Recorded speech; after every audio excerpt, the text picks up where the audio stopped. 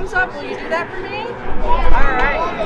And all of our community members, our staff, our Board of Education members who are here, our maintenance, everyone that made this happen. A community school does not last 100 years and have the quality education that it has by chance, because it takes the dedication and support of this community and then our collective efforts to keep it a thriving, wonderful school in our district. So on behalf of the district, we are just very fortunate to have this happening today. And boys and girls, I'm so happy that you are all here to be a part of it with us. All right, so from there, I'll introduce our mayor, Mr. Mark Fournier. Hi, boys and girls. How are you doing today? Good. I'm doing great. It's a beautiful day. I'm Mayor Mike Fournier. I'm here with a couple colleagues, Commissioner Herzog and Commissioner Kolo, who are also Oakland Elementary parents. Isn't that pretty cool? Go Oakland! Can you believe 100 years ago in 1924, kids that are like your great-grandparents were kids, came to this school for the very first time? That's really crazy, isn't it? And they came to this school, and the school was built in the middle of a maize field. Can you imagine coming to school back then, looking out the window, seeing the corn stalks, and just being in amazement of where this school was placed? A lot of stuff has changed since then. Back then, this school was only 4 classrooms. Can you believe that? Just 4 classrooms. But it had a full library. And when they built this building, if you look, it kind of looks like a castle, doesn't it? Yeah, I'd like to think back then they knew what we know today, that knowledge and learning are the biggest power that you can have, right? So, we are going to plant this red oak tree together today. And it's a testament to how our entire community works together to make sure kids like you have the ability to learn and to grow. And I know we're going to take care of this tree because we take care of each other in this community, and we take care of each other to make sure that everyone can be their best and reach for their dreams. And you know what I think is really cool? You know how we're thinking about those students from 100 years ago? 100 years from now, this big red oak tree will be here, and those kids will be thinking about you. Isn't that pretty neat? That's pretty neat. Yeah, for the 200-year anniversary, you guys will be really old and talking to your grandkids. I planted this tree back in the day. It was a sunny day and it was beautiful. She used to go to this school too? Wow, that's a lot of history in this school. When you walk around the halls, isn't it really neat to think about all the kids throughout the years that had stories and fun and learned all the different topics and subjects and came home and told their parents what a great day they had, to think for the next 100 years they'll walk into the school, walk around this the same. So, who wants to plant this tree together? All right. So what we're going to do is we're going to line up here, and we're each going to take an opportunity to put a little bit of dirt into the hole to plant the tree. I know that you guys are the best students. Your principal told me you're the best, and so we'll do this really fun and orderly. And let's get to it. A little bit. Yeah. All right. Nice job. All right. Good job, you guys.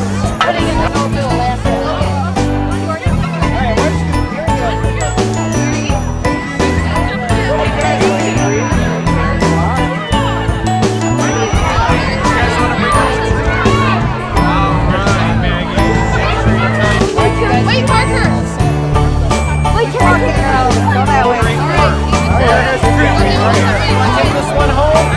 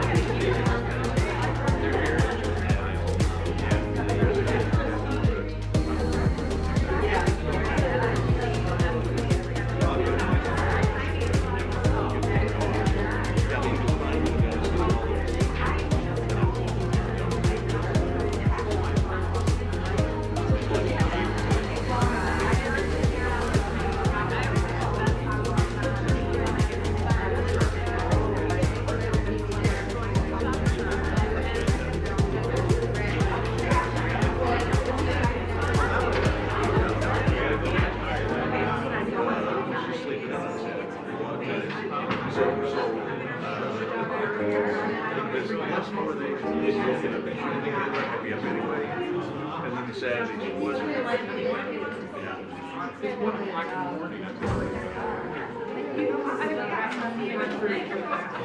I'm talking to somebody that's never.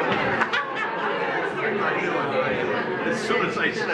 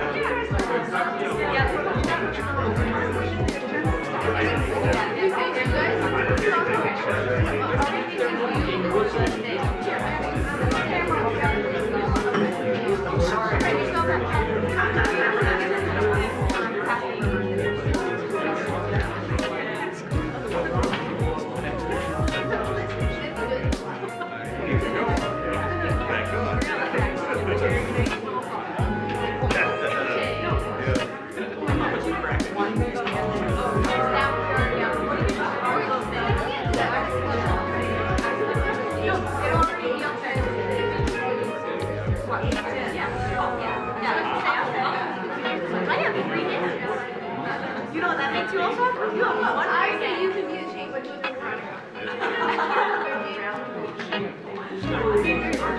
yeah, we all got, we can all do it.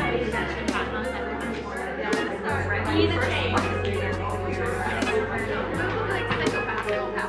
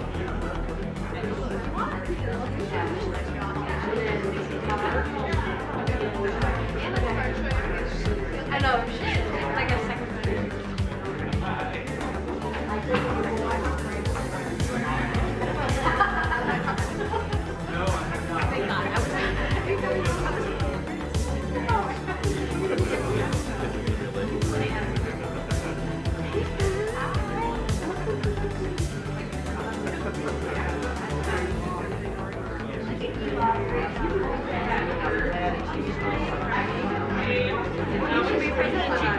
I'm not with that.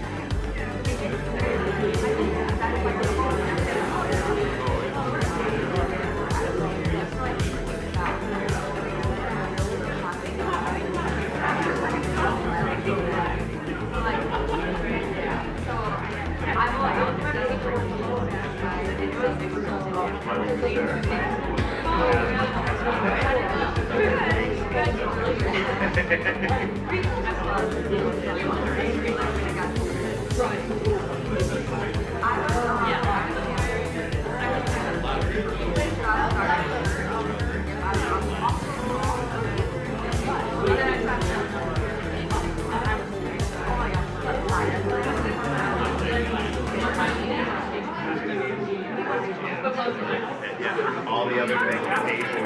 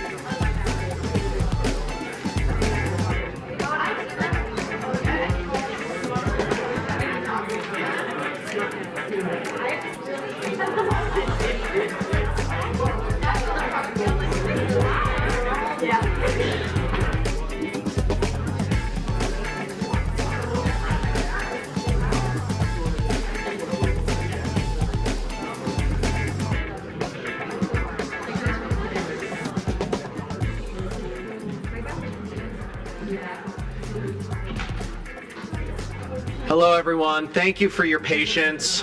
We had a closed session talking about two very important topics that went on for an hour and a half, a little longer. I take responsibility for the time delay, so blame me, point at me, but I'm grateful that you're very patient with us. So I'm going to call to order the Monday, April 22nd, 2024 Royal Oak City Commission meeting to order. We're going to begin tonight's meeting with an invocation given by Commissioner Cheatham, followed by the Pledge of Allegiance. I ask that you stand if you can, please. We are in a time of spring, of rejuvenation. To be honest, I haven't always been a fan of spring. While I knew that April showers bring May flowers, I also found that they bring gloomy skies, extreme temperature fluctuations that are difficult to dress for, and a whole lot of mud. That changed for me one spring several years ago. I was driving my daughter, who was 3 at the time, home from daycare. All of a sudden, she exclaimed with so much awe, "Everything is changing, everything is green." They say you see the world differently when you view it through the eyes of the child, and in fact, that really changed my view on spring. Now, today is Earth Day, and Earth Day started more than 50 years ago in reaction to a disastrous oil spill. Today, there are countless environmental catastrophes for us to address. Environmental injustice exists in our world. And on Saturday, a crowd faced a chilly spring day and came to Royal Oak to acknowledge Earth Day and to express their shared concern for our planet and to share a call to action to consider the environment in our decision making. Let this collective love for our planet guide our decisions as a body. Perhaps one day we can revise my daughter's statement and say, everything is changing, everything is clean. Amen. I pledge allegiance to the flag of the United States of America and to the republic for which it stands, one nation, under God, indivisible, with liberty and justice for all.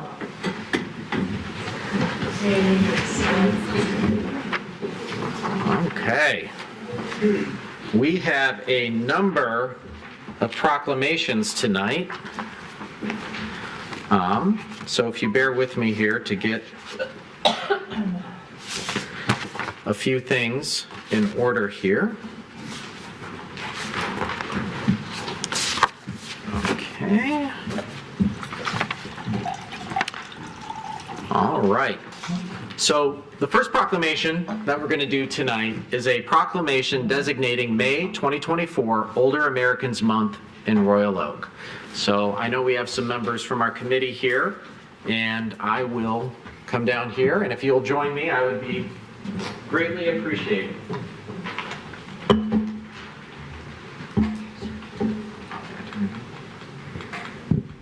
All right. Oh, it is on. I don't have to use my dad voice. Hi. Michael Lawrence, how are you? Nice to see you.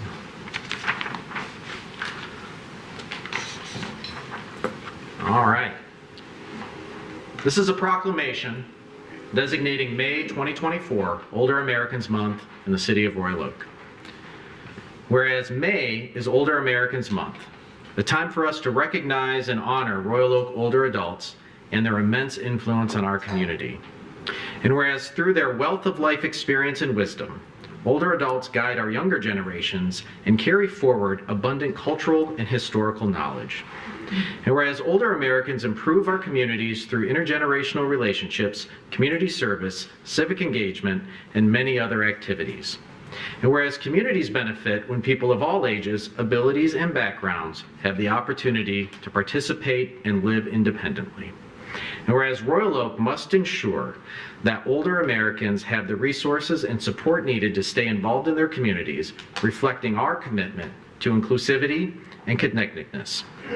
And whereas Royal Oak supports the continued effort of the Aging in Place plan to make the community a more welcoming and engaging community for older adults. Now therefore be it resolved, I, Mayor Fournier, and the members of the Royal Oak City Commission, on behalf of the entire Royal Oak community, do hereby proclaim May 2024 as Older Americans Month. This year's theme, Powered by Connection, emphasizes the profound impact and meaningful interactions and social connection on the well-being and health of older adults in our community. And it's my privilege to present this proclamation. Thank you. To both of you. And I think I have a couple other copies here. I do. And these are also for you. Thank you. And not mandatory, but I know you guys are doing a lot of great work, and it would be great if you could say a few words on behalf of the Aging in Place Committee. Absolutely. So as a new advisory board for the community, we're very excited for all the advancements that we're going to be bringing, and especially with the theme of connectedness. It's so very important, and look for more from us. I agree. All right, so let's get connected this month, or next month.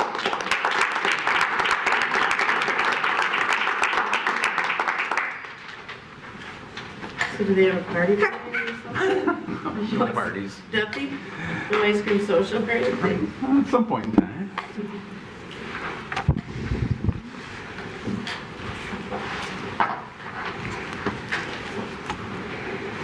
Yes. So next up is No Mo May with Angela Fox. Oh, there she is.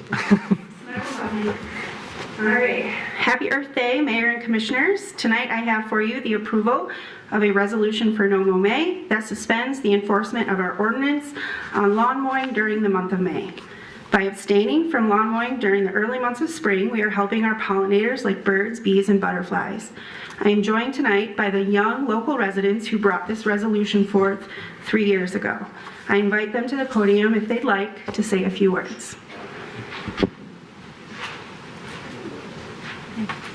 Thank you, Angela.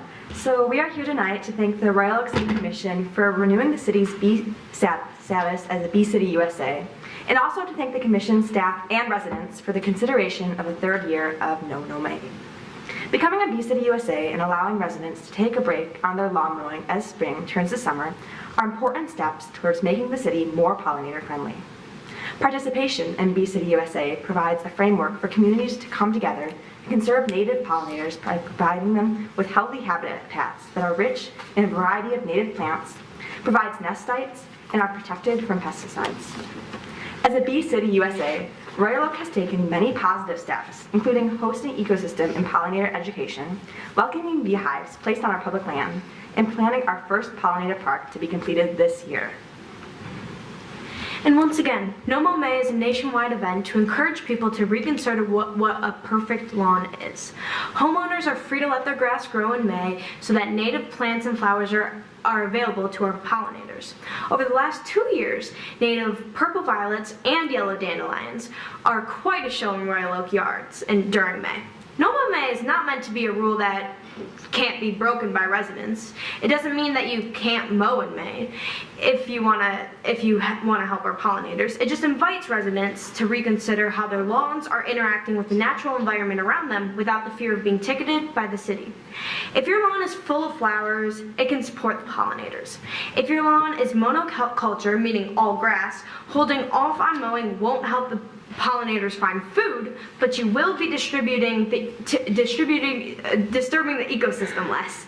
Releasing fewer fumes to our grass, like through grass mowers and leaf blowers, and allowing your grass to root deep and grow thick. We hope that whatever the current situation with your lawn is, you will take this opportunity to reconsider if it's how you want it to be. It's interesting to consider that perfectly manicured lawns on every doorstep is a relatively recent phenomenon. It has become more commonplace for everyone with the growth of suburban areas in the United States. In some areas of our country, it's become a problem due to low water. Las Vegas moved to ban grass lawns, and some parts of California pay residents to get rid of them. We don't have that problem with too little water here, quite the opposite. But our little patches of earth could be optimized for our Michigan ecosystem with thirsty native plants helping to manage the water table that is sometimes overflowing. No Mow May is a reminder that there are a million different ways to manage your yard, and it is a great jumping off point for neighbor-to-neighbor discussions, adding native plants or other pollinator-friendly features to their yards. If you are interested in diversifying your garden, there are great resources online, at the library, and on our Facebook page about native species of plants. If you would like to purchase a No Mow May sign, they are available at City Hall. This is the sign. And we hope everyone takes time to think about what steps we could take to help Royal Oak green spaces and pollinators thrive. You can be the change. All right.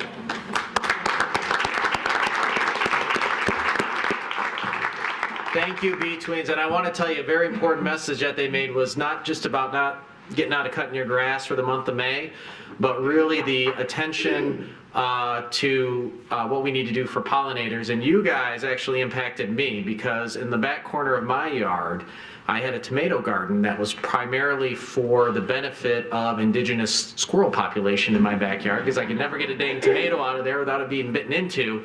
And I converted it to a Michigan wildflower garden, and beautiful little bees buzzing around. I have no idea where their hive is, but because you got me thinking, I made a change personally in my own backyard, and I want to thank you for that, because not only is it beautiful, I'm not walking out frustrated every time I go to pick that ripe tomato and it has a big bite out of it. So my life has gotten pleasant in so many different ways. Thank you. Mr. Fenton, we have a resolution in front of us here. Is that something we do at this moment in time here on the agenda, or? Yes, and the resolution specifically is so that we will suspend code enforcement for May for the law. So suspending the rules. It's kind of a fun motion here. All right, well, I'll look for somebody to make the motion. Commissioner Macy. I will move approval. We have a motion by Commissioner Macy. Is there a second? Second by Commissioner Herzog. All right, discussion on this motion. Commissioner Macy. I will thank, first of all, Ms. Fox, but also our young residents of Royal Oak who came to bring this forward to us for the third year in a row. Good thing they're only freshmen, so freshman and a sophomore, so we have a few more years of seeing their friendly faces as long as we keep doing this. And I just want to reemphasize what they were saying about it's not only to just let your lawns grow long for no purpose. There is thought being put into this. You can change your lawn a little bit at a time, just like the mayor has been doing. And there are lots of different ways to maintain our lawns, and this is a way to look past, and rather than judging our neighbors for what maybe their lawn is a little bit too long, but to be tolerant and to ask and to think about ways that they could be supporting and diversifying their little ecosystem to improve for the betterment of all Royal Oaks ecosystem. So thanks to you all, and I'm looking forward to not mowing again. Commissioner Herzog. I would also like to thank Angela Fox, our new sustainability manager. She's been on for 6 months, maybe 5 months, and this is the first time she's brought something to us. And of course, the young residents.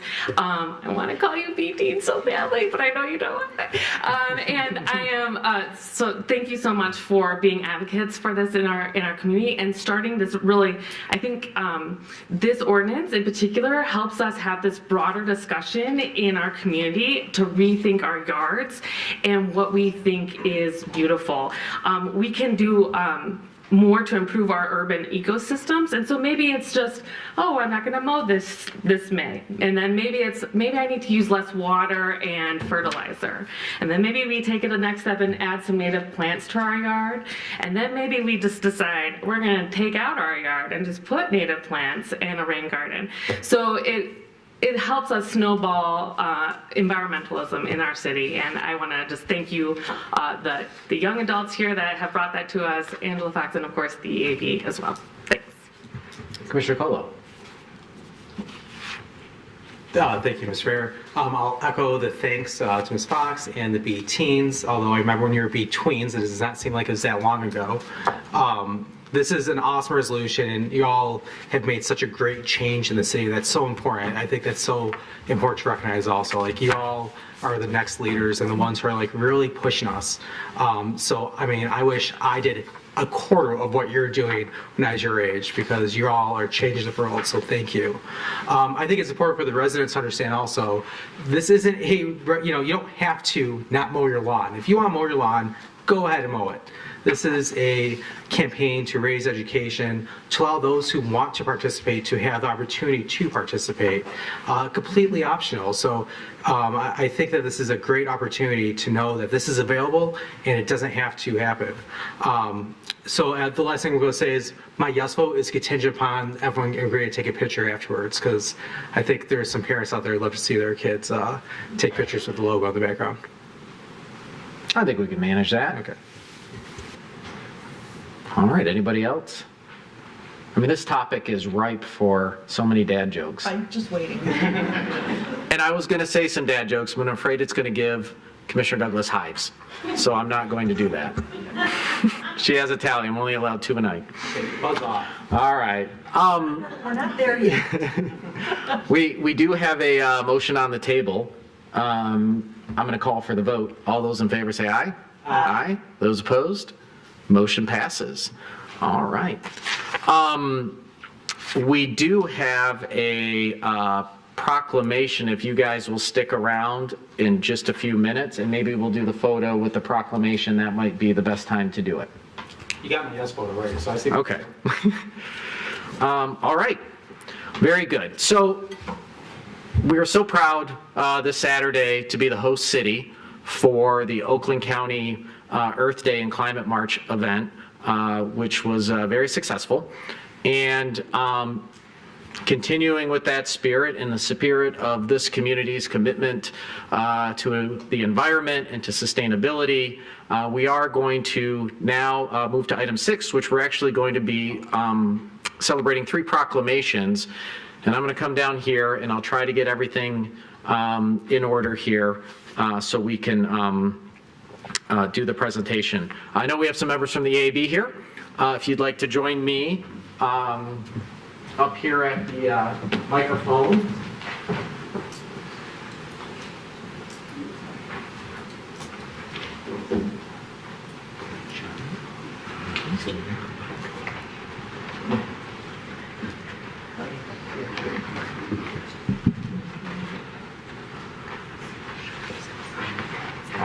And I'm hoping you guys can accept 2 of the proclamations. So when I get done with this one, there's one more after. We will stay standing. Thank you. This is a proclamation designating April 22nd, 2024 Earth Day in Royal Oak. Whereas in 1970, the first Earth Day in the United States was held on April 22nd, chosen because it was between spring break and finals. The first Earth Day was designed for college campuses around the country to have teach-ins, highlighting the importance of clean air and water in response to a 1969 oil spill in Santa Barbara, California, the brainchild of U.S. Senator and environmentalist Gaylord Nelson.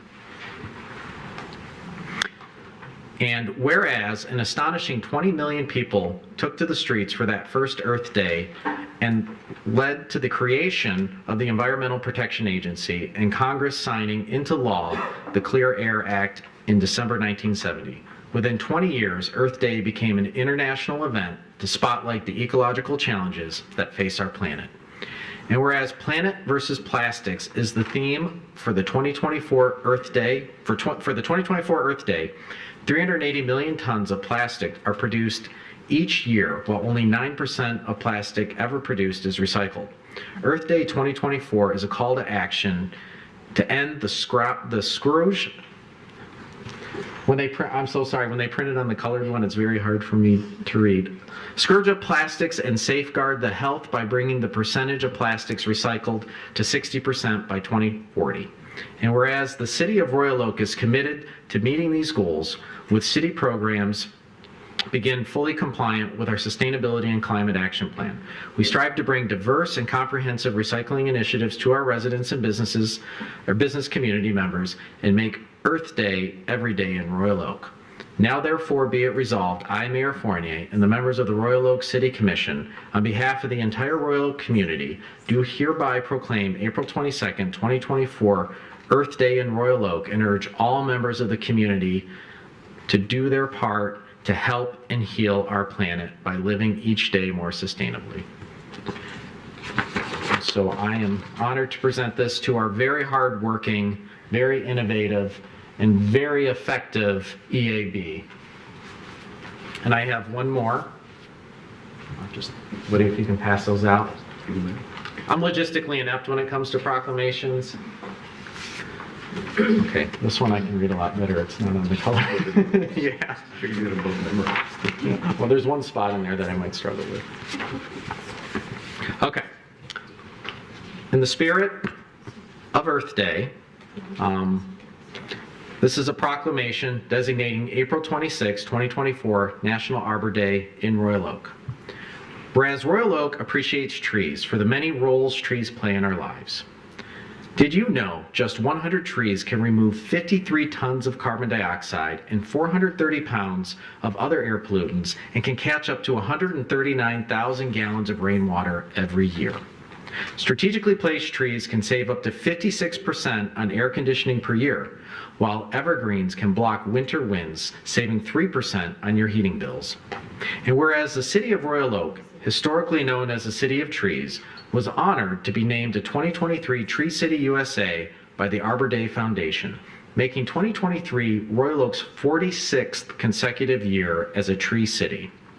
And whereas the City of Royal Oak, historically known as a City of Trees, was honored to be named a 2023 Tree City, whereas Royal Oak has maintained this honor through our commitment to effective urban forest management and meeting the 4 criteria: maintaining a board or department, having a tree care ordinance, dedicating an annual forestry budget of at least $2 per capita, and hosting an Arbor Day observance and proclamation.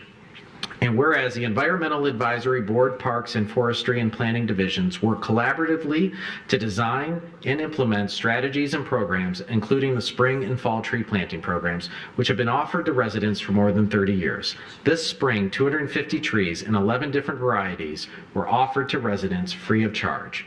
And whereas Arbor Day celebrations in Royal Oak include the annual park cleanup weekend where citizen volunteers rid our parks of debris, a tree planting event with the Upton Elementary School Garden Club, and whereas Royal Oak remains committed to creating a superior quality of life to members of the community and trees play a vital role and deserve our protection and efforts to increase their numbers and maintain good health of our tree populations. Now therefore be it resolved, I, Mayor Fournier, and the members of the Royal Oak City Commission, on behalf of the entire Royal Oak community, do hereby proclaim Friday, April 26, 2024 as National Arbor Day in the city of Royal Oak, and urge all citizens to support all endeavors to plant and preserve trees for us now and for future generations. And it's also my honor to present this proclamation to the members of the EAB. And of course, you guys are doing a lot of work along with our sustainability manager, and I would grant you the opportunity to maybe talk about some of the activities that are going on that. Well, I guess there's a few brief comments, Mayor Fournier, City Commissioners, as well as the whole community, to just thank you for your support on sustainability. It's continued to be a priority for this city, and we certainly appreciate that support as the Environmental Advisory Board. It certainly makes everything that we do much easier knowing that the community and the leadership supports us. And I also like that it does show our younger folks that adults can do some good things and hopefully show you the right way. Thank you. Thank you. Let's give a round for the EAB.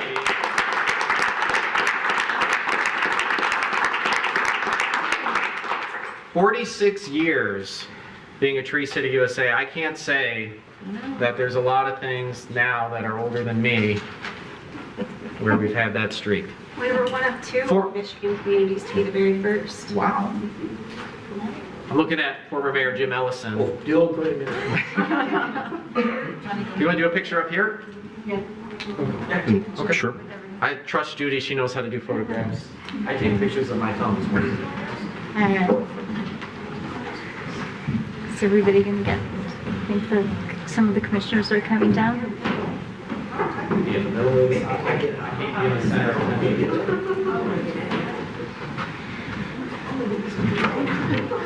I think former Mayor Howard in the back might have something to do with that too.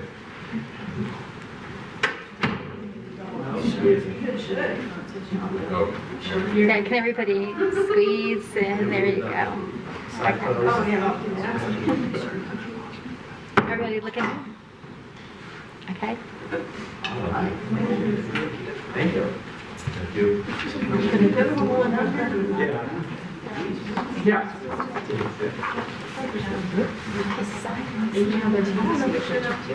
We're going to read the proclamation, and then we'll jump up there. And...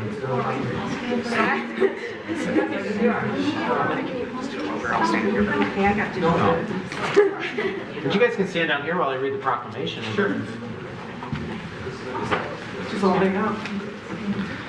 So if you guys didn't know, in my full-time job, I'm a master of ceremonies. I'm just kidding. Okay, so we'll have half the crew stand there, some of the crew sit here, and one crew stand back there, and I'll stand up here, and that won't be awkward at all. Okay, well, I will ask the B-Tweens to come on up here. The hard-working younger generation that is bound, determined, and will help change Royal Oak for the positive. So, I don't think we'd be reading this proclamation without you, so thank you. This is a proclamation designating, marking Royal Oak's third year as a Bee City USA affiliate.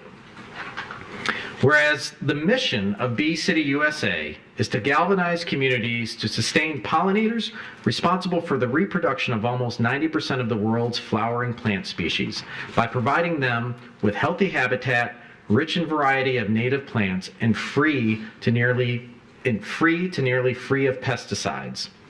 And whereas, thanks to more than 3,600 species of native bees in the United States, along with introduced honeybees, We have very diverse dietary choices, rich in fruits, nuts, and vegetables.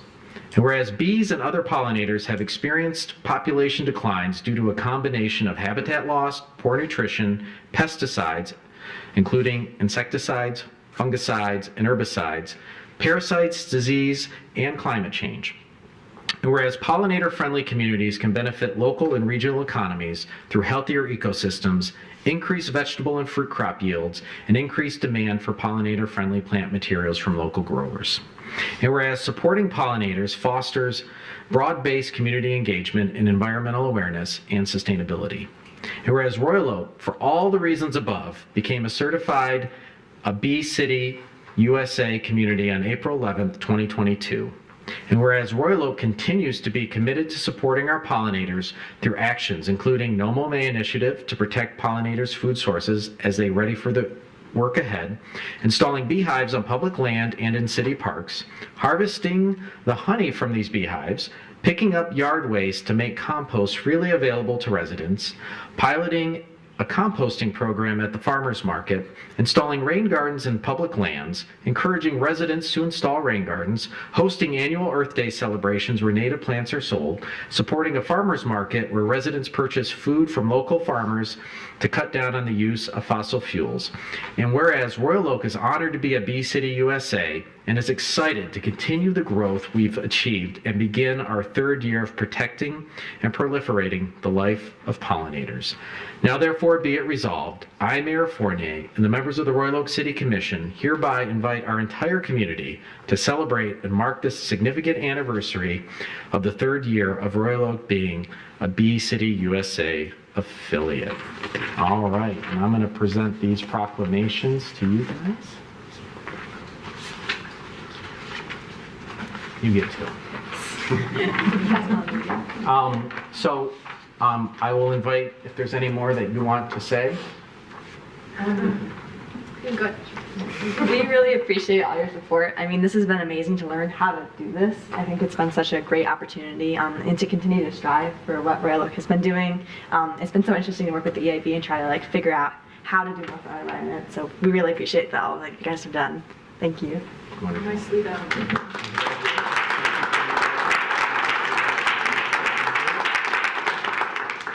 And we have to honor, if you guys are so willing, to take a picture with the Royal Oak City Commission.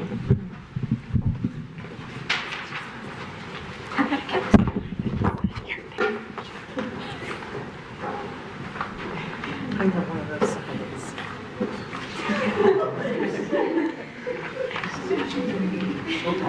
All right, everybody look this way. Oops. Okay.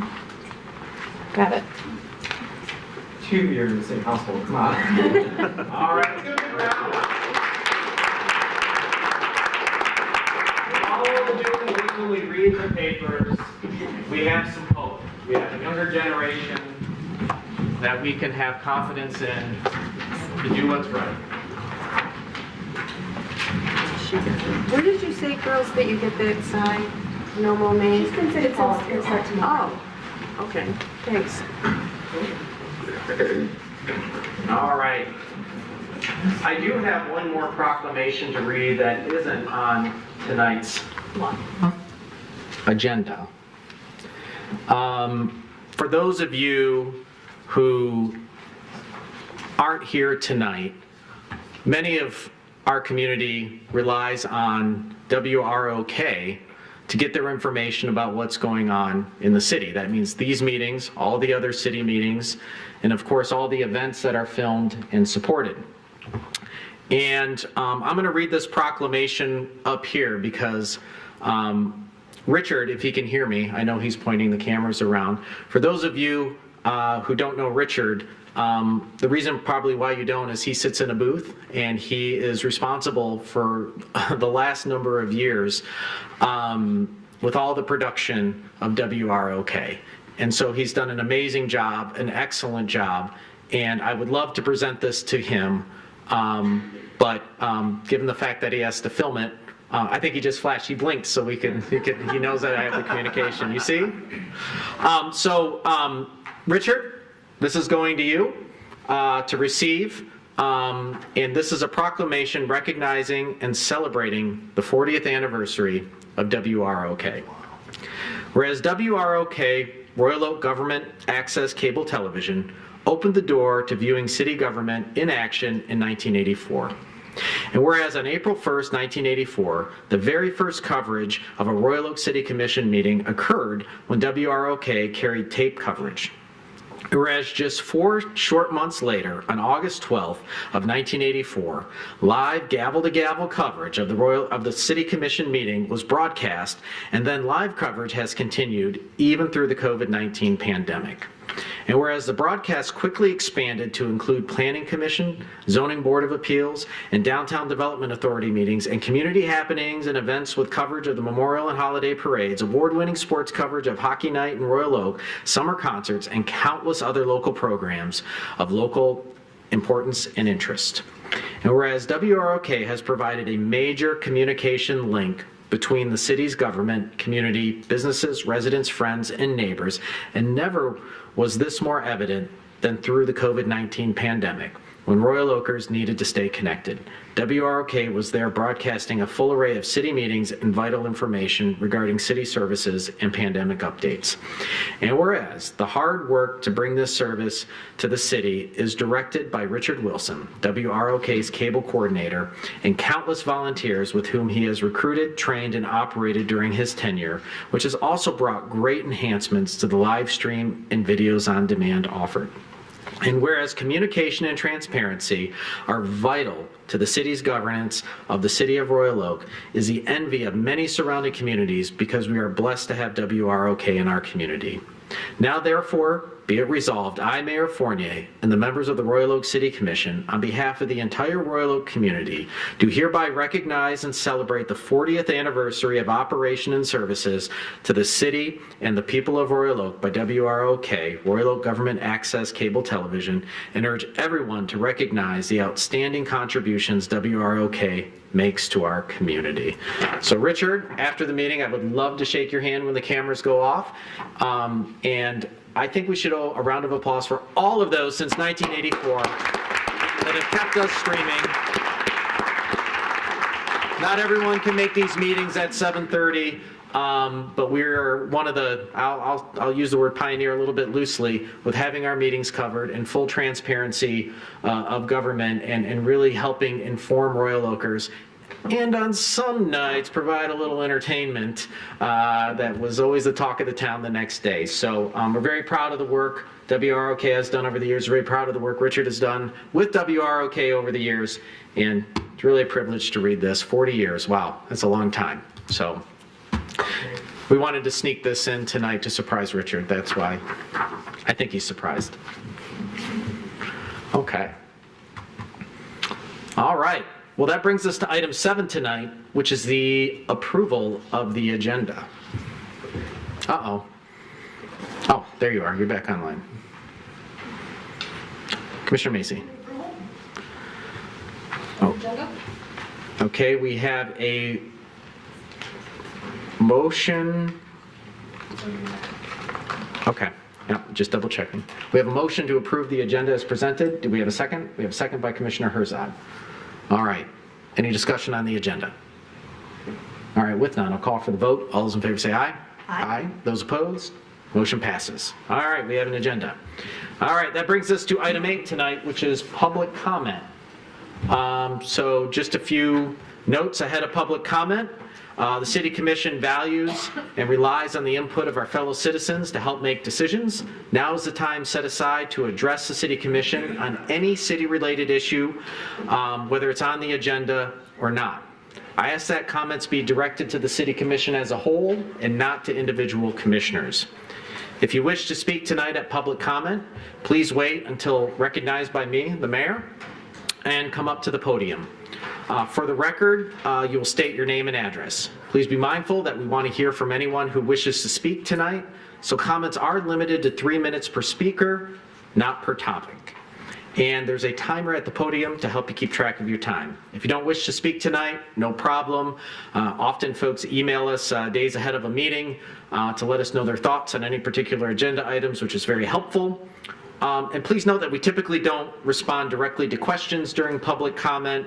However, we are taking notes and we'll address those questions when your topic is discussed, or if your questions are unrelated to anything on the agenda, our interim city manager and the rest of us, our city attorney, depending on the topic, are taking notes, and we'll answer those questions for you. It's helpful for us to be able to get back to you if you do have questions, so I encourage you to leave your contact information with the amazing, talented community engagement specialist, Judy David, sitting right over here, to ensure that we can get you an answer for whatever question you may have. So with that, who's first tonight? Yes, in the corner. Do I come up here? Yep.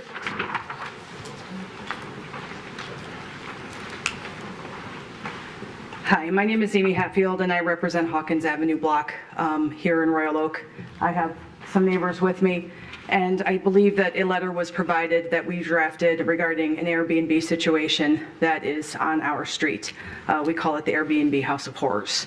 It's been quite an experience over the last 2 years, and in a rare, unexpected turn of events yesterday, the Airbnb host packed all of his belongings and left.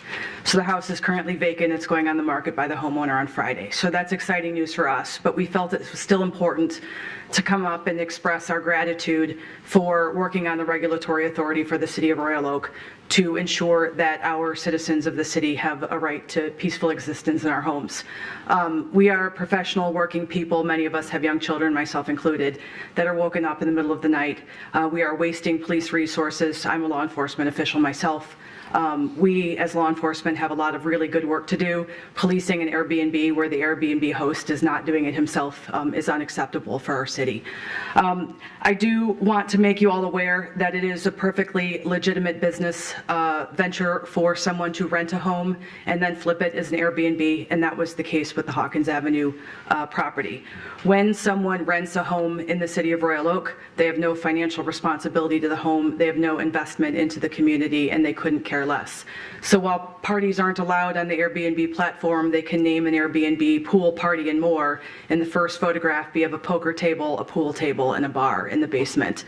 And that's how you end up with parties. We've worked relentlessly with both the landlord and the renter to try and get him to install exterior cameras. And at 1-2 o'clock meeting in the middle of the Hawkins Avenue street with the police department with us, he explained that every time that a party is hosted and someone smokes in his home, be it cigarettes or weed or whatever, that he's allowed to collect the deposit. And so he encourages the parties because that's $1,000 for every single time he gets to have a party. Again, he has absolutely no investment into the community whatsoever. He's a child, he's 20 years old, and he's using his father's money, and he's proud of this. He will stand in the middle of the road at 2 o'clock in the morning and tell the community that has to live with this that that's his business model, and he finds it acceptable. But for the rest of us that have to get up every morning and get our kids off to school, it's pretty hard to have a bedroom window above the nonsense, right? So a huge amount of gratitude to the city for working towards regulations that can help protect us. We very much appreciate it. We would very much like you guys to consider something that would keep the homeowner as part of the liable party when a house is rented and allowed to be used as an Airbnb or short-term rental in general. That's the end of our comments. Thank you very much. Thank you. Mr. Ellison.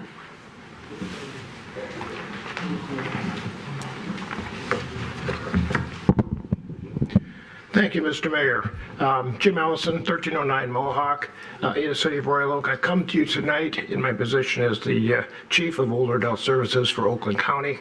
I wanted to commend you for recognizing the Older Adult Month coming up in May. The county, approximately 3 years ago, rediscovered the importance of the elderly in our communities and formed this department, Older Adult Services, and they hired me to head it up. And so since that time, we've decided that the crux of our focus is dissemination of information. We are part of the communications department at the county.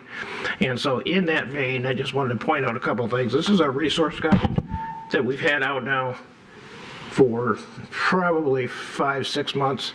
It is already outdated. We are updating it right now, and we should have the new one out here by the middle of June.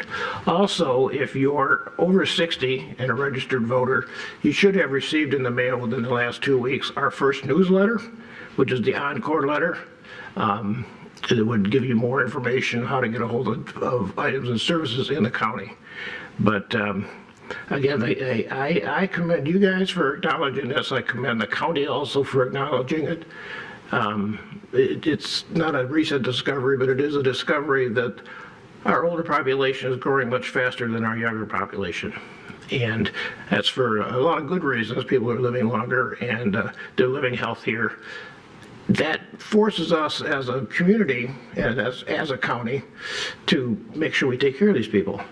We have, depending on the day, 38 to 40 senior centers, senior activity spots in the county that every county resident is accepted at. You can go there. If you don't live in that community, you have to pay a non-resident fee.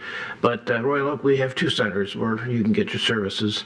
And throughout the county, we share that load where you can get the services you need. Some of our centers are much larger and more fit out than others. So that's why I think it's good that you can go to some of the other centers to find what you need as far as swimming pools or gym equipment or whatever activities are available there.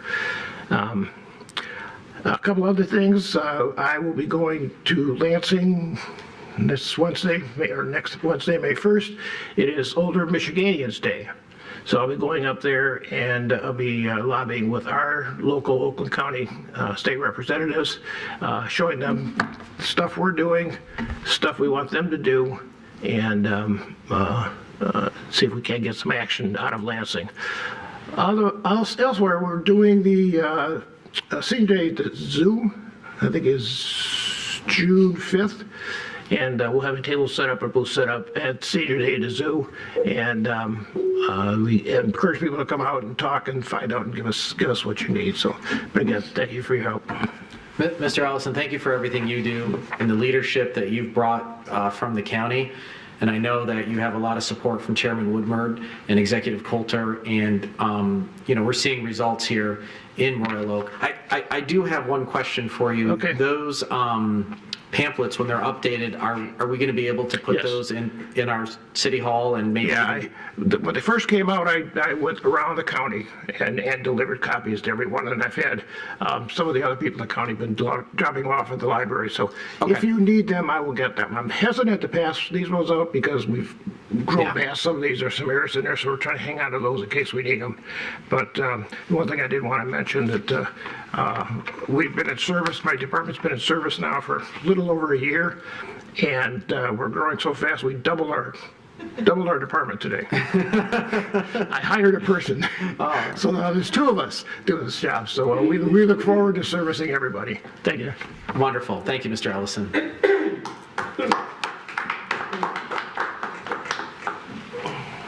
Okay. Yes, ma'am.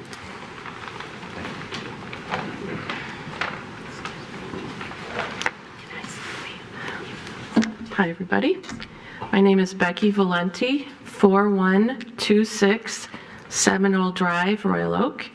My husband Mark is here with me, and he has written to you, Mr. Mayor, about an ongoing issue. Before I get into that and be a Debbie Downer, because this meeting has been so uplifting, I almost feel like I should come more often. Because I'm an older... It's dangerous to come more often. I'm an older Royal Oak resident. I love kids. I love bees. I love trees. Today's actually my birthday, so I'm really Happy old. Birthday, and I'm here instead of out celebrating because this is the downer part, is really important to me, and I feel like it's probably important to you, but I need you to understand how it is decreasing the quality of my life, not just as an older person, but as a resident of a city that should be wonderful. I mean, we've got all these great things going on. I can't sit in my backyard and have a conversation. I can't have an iced tea. I can't work in my yard without being frustrated because of the noise on Woodward. I don't live on Woodward. I live a few blocks off Woodward. And it's insane. It's insane. I've called and called, I've written, my husband's written, we've written to Senator McMorrow, we've contacted Natalie Price's office. Nothing's happening. It's so horrible. From the very first time there's not snow on the street, it's vroom, vroom, vroom, vroom, vroom. We put all new Pella windows downstairs. It's still loud. My dog hides in the basement. I mean, she's kind of a wimp, I'll tell you, but still, you know what I mean? She should be able to live in her house too. We can't comfortably live in our own home. That we didn't buy there thinking, oh my gosh, any minute now we're gonna have to move because it's so loud. Help, please, help us. It's crazy. We should be able to live comfortably, sleep comfortably. We can't have our windows open in the summer to go to bed. We can't sleep. It's crazy. That's not right. And not just because I'm old, because I love bees or because I love trees or kids, because it's not fair. It's not right. So I'm really hoping that you will put your heads together, don't bang them, just put them together and help us. Thanks very much. So I'm going to break my own rules and just give you a little bit of, I don't want to give false hope or whatever, but for everyone that's listening about Woodward noise, because we're hitting that unfortunate season again, everything you said is right, you're not wrong. Some of the challenges we've had over the years and some of the things that we've done, we have our police chief over there who, along with our PD, has done an amazing job working with all of the owners of properties up and down Woodward to be able to trespass people that are parking after hours. The cops just can't go on somebody's property unless they have an agreement with them to trespass people, which, you know, kind of getting the whole show out of the show outside of the weekend or the weekend it's supposed to happen has helped, although it doesn't, may appear that that's the case. So we're doing the things within what the state statute allows us to do. We did pass a noise ordinance, and we moved it from a misdemeanor down to a civil infraction a number of years ago, which a civil infraction means it's the preponderance of evidence. So it didn't, it wasn't as, it was easier to give out, easier to send a message, and easier to use as a tool to get and correct the behavior that's really, really annoying. And we were doing that for a long time, finding success, and then we got sued by a clever attorney that said, well, this is M1, this is a highway, you need to void out all those tickets, and a court agreed. And so since then, we've been petitioning our state representatives, and only as of last year, it seems that we've got a ear and folks listening to us, since the majority, I'm not trying to talk politics, I'm just saying the majority changed. We also got 5 state reps and 2 senators now, and I think with the majority in the House, I have it on my calendar to follow up in May to get an update where the legislative process is. We are lobbying and talking to all of our state reps and state senators to give us, I don't think it's ever going to go to zero. No. It is a state highway, but we feel it. Some of us former commissioners lived in the area. We hear it along, like where I live, 696 area. So I don't want you to think that we're just twiddling our thumbs. We're pressing the boundaries of what we can do under Michigan state statute. But definitely we need the help of our legislature in Michigan to allow us to enforce differently. And oh, by the way, this is also an issue. SACMA is a mayor's meeting that we have every month. And for all of the communities that are on Woodward and on South Woodward, this is also an issue there. It's not a Royal Oak issue. And so it's a Woodward along Woodward. We're trying to get it. So I don't want to have a back and forth right now, but I just wanted to give you that update. Okay, thanks. It's not maybe the perfect update, but we haven't forgotten. We're continuing to push. We got a great PD that's doing everything that they can possibly do without breaking the law. And we're trying to lobby our state reps and our state senators to, it would be great to have this legislation done before summer. It would. And you know what? Nobody has to mow in May, so we can all put our heads together and help. There you go. I like that. And happy birthday, by the way. Thank you. All right. Who's next? Yes. Hi. Oh, I got it. get up here. So I'm Lisa Carnegie. I live at 4216 Mankato Avenue. I grew up in Birmingham. We respectfully drove up and down Woodward when we were teenagers. We weren't doing what they're doing now. Last summer, I was at a light at 14 and Woodward. Stopped. Summer, about, I'd say it was June, it was about 6 o'clock. When the light changed, I literally jumped a foot off my front seat because the car next to me with two girls had such an earth-shattering, ear-breaking exhaust. Had I hit a brake or a gas pedal when I jumped, someone would have been hurt bad, okay? I realize that the Royal Oak Police are doing everything they can. You guys are doing what you can, but we need to do more. Last Sunday, it was beautiful out. I sat outside reading a book at 12 o'clock. The cars, during the day, were racing up and down Woodward. I don't know what it's going to take, a catastrophe where someone is killed. It's not only the cars, it's the motorcycles, okay? It's the people that congregate at Barrel and Vines, where Ken is trying to run a business, and these kids are congregating. Last weekend, they were at 13 in the Royal Oak Market Shopping Center by Beaumont, all right? The state law is a 82 decibels is the limit in a 35 or above road noise, okay? That's not being enforced. What are you guys gonna do? What can we do? I posted this meeting on Nextdoor. I had 365 responses. I would say 20 of them were for what's taking place. They like cruising. They like the noise. I'm fine with it during Dream Cruise, but I don't want to have to call the poor Royal Oak Police at 11:30 and say, hey, it's still going on. So whether it takes getting more police, Birmingham, Ferndale, everybody needs to work together on it. Nothing has happened in the 10 years that I've lived here. It's just gotten progressively worse. What are you guys going to do? I did want to ask you, Officer Moore. Ma'am, you have to address the commission. Oh, I'm sorry. Well, this is for Officer Moore. How many policemen are patrolling, or women, on a Friday or a Saturday night? How many are out there? Can he answer? Well, I broke protocol before, but I will not put him on the spot to answer that question now. But if you want to call him, you're more than welcome to call police. I'm here to get some answers. Well, this is public comment, so. All right. Yes, ma'am.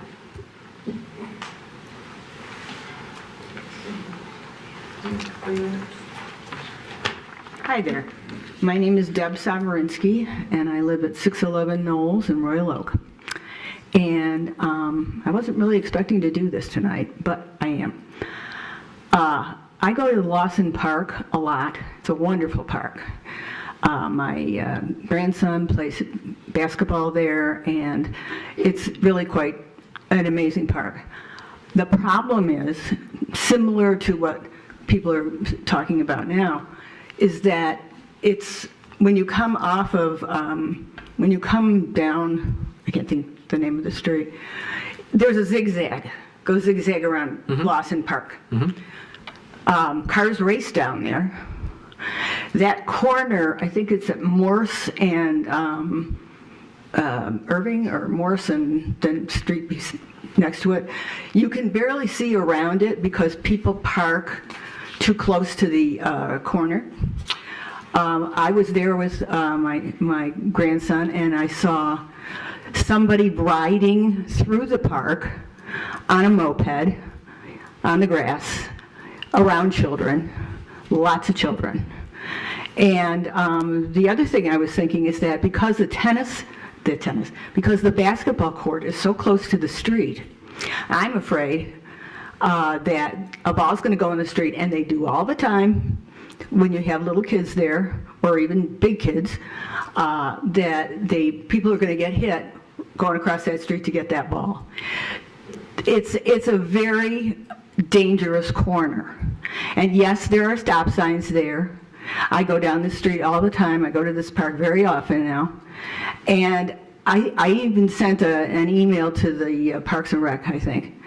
And I haven't heard anything from them. I sent an email. I was hoping to get some kind of response. And I think it's something that should be looked into. It's a dangerous corner, and no one seems to care that this is a park for children. And on a good day, there has to be close to 100 families and children there. I mean, it's just amazing how popular that park is. But to drive around there is taking your life in your hands. And once again, I wanted to say that don't wait for some little kid to be running into the street, getting a ball or something like that, and get hit by a car, by some crazy person who doesn't know how to stop at a stop sign, or who doesn't know how to go the speed limit. It's really, really dangerous, and it scares the heck out of me. Yeah. That's all I wanted to say. Well, I know our chief's taking notes over there, but when things like this, it's best to call non-emergency police, and they can look at enforcement. And also, if you have questions about what can be done, Ms. Judy Davids can help you. Work with the traffic committee as well on more permanent solutions. So it's all citizen driven. So if you want to leave your name and contact information with Ms. Davids, she can. I thought it was the Parks and Rec. No, no, it's probably why you didn't get a response. Yeah. All right. Well, thank you. Thank you. And that all comes up to us, by the way, eventually. But they work it and bring it to us. Anybody else tonight? Yes, sir?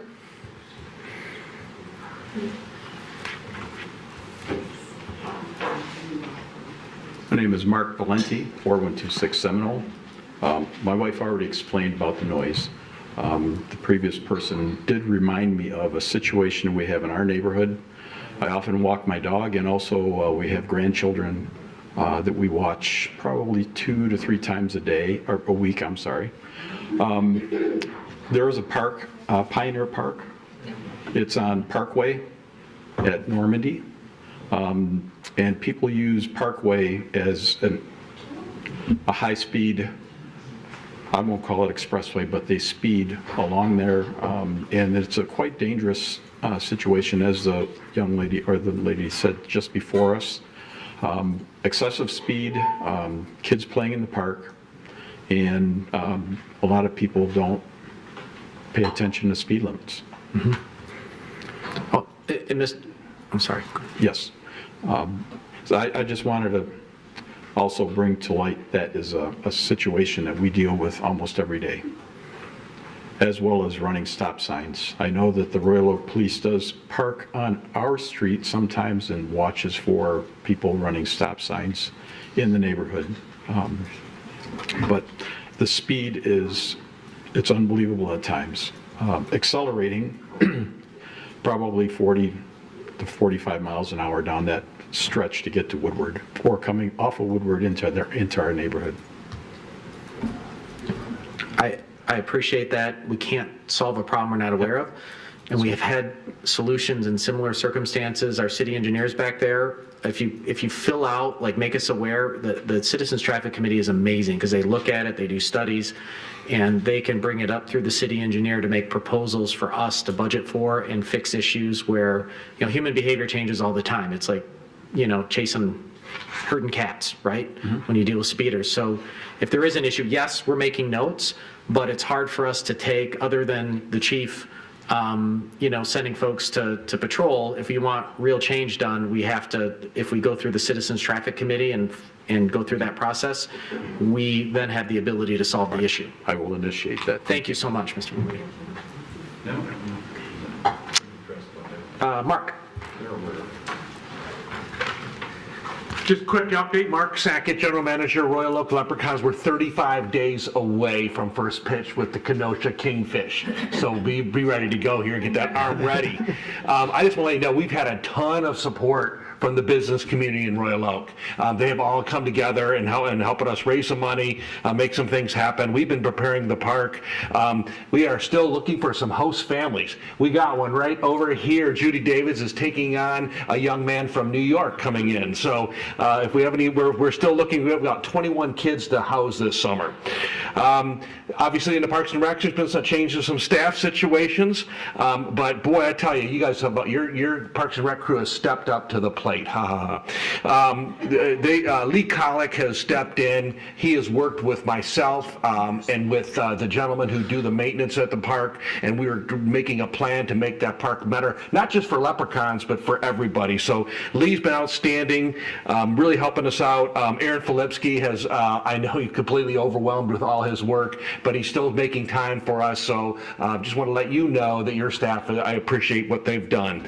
There is a little issue, a little going on there, and that's one of the things that happened is this mobile home or mobile trailers you may see over at the park if you drive by. It's a mobile classroom is what it is. It's from an elementary school, and what we really need this summer is we need to have a locker room for our players. Guys that come in from out of town, they need to change somewhere. We're going to put a tent up for them or something, but I talked to a city official who approved me to purchase it. He approved me to bring it into and park it at Memorial Park, and then problems happened and everything else. I just wanted to let you guys know, the city commission knows, well, city of Royal Oak, that we're working hard to get those things off property, but it's kind of tough to find a storage place for these two mobile home trailers, and then there's been some other issues we're working on. But anyway, we're trying to get those things out of there. Aaron's been really helpful in making this happen, and again, we'll get there. From my standpoint, it's a bump in the road, and we're just going to try to make the best of the situation. You'll probably be hearing about it next May. There'll be something presented to you about getting your either support or whatever for that whole situation. So that's all I've got. The World War II memorial people have been wonderful. We got a great Memorial Day planned over at the park. Hope you can come here. I know we got a lot of Sparties up here. If you know Zeke the Wonder Dog, remember him, Zeke?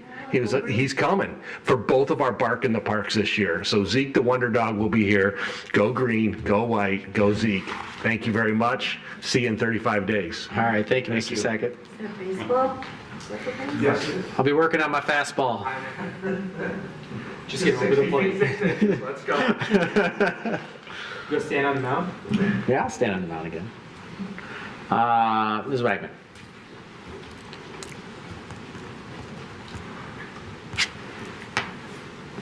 Okay, Janice Wegman. Speaking of the work that's been done in the city, I was thrilled at the senior center. They redid the lobby. They have accessible doors now that are, it's like night and day trying to get in and out of there. And the painting has been completed, so now when you walk in, it's very welcoming. So I want to thank Aaron and Matt Exley, and I believe it was Mike and DJ who did the work on that, so they did an awesome job, and I'm looking forward to the next changes, which is the bathrooms and a lot of other work that needs to be done there. That's in the works. I also want to thank Jim Ellison for what he's doing for seniors. Communication to me is like number one.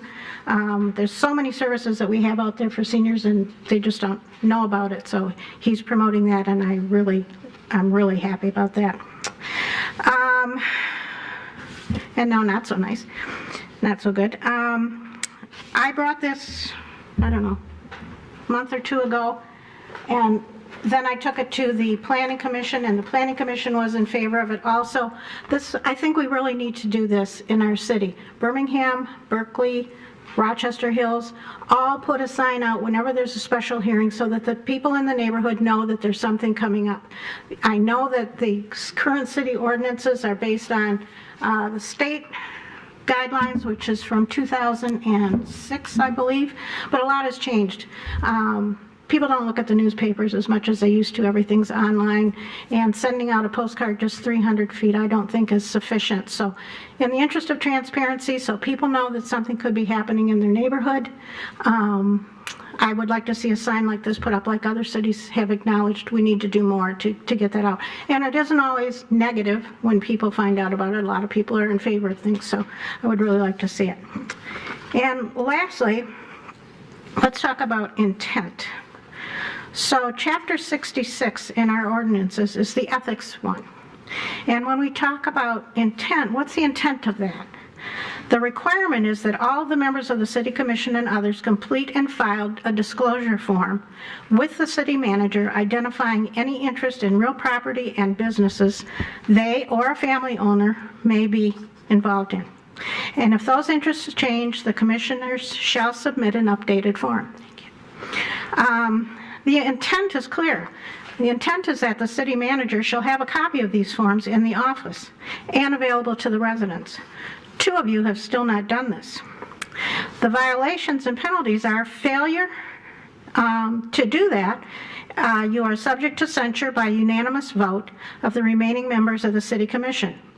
The penalties imposed under this chapter are not exclusive remedies, and any and all penalties or forfeitures provided by the law should also be enforced. So just like if you had... I need you to finish your last sentence. I'm going to do that.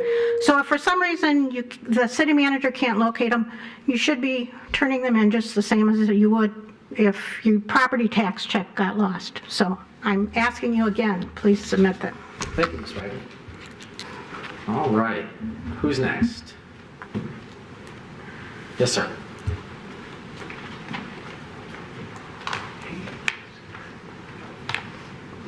Hi, Matt Messing, 4145 Amherst Road, Royal Oak.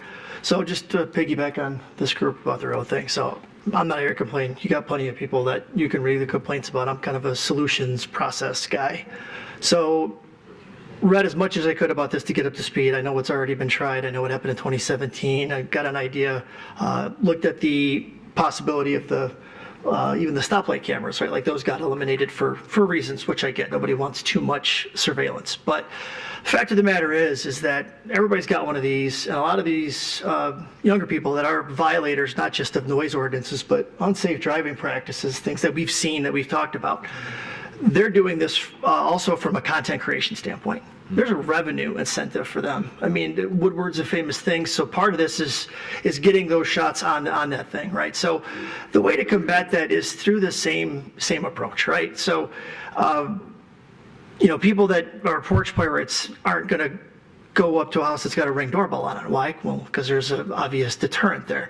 So I don't know what's possible. I do know from looking at other cities that have published what worked for them in the past, it comes down to what's admissible for them to get things outside of the ordinance of noise, actually, get them on some type of a drag racing charge or reckless driving, endangerment, those types of things.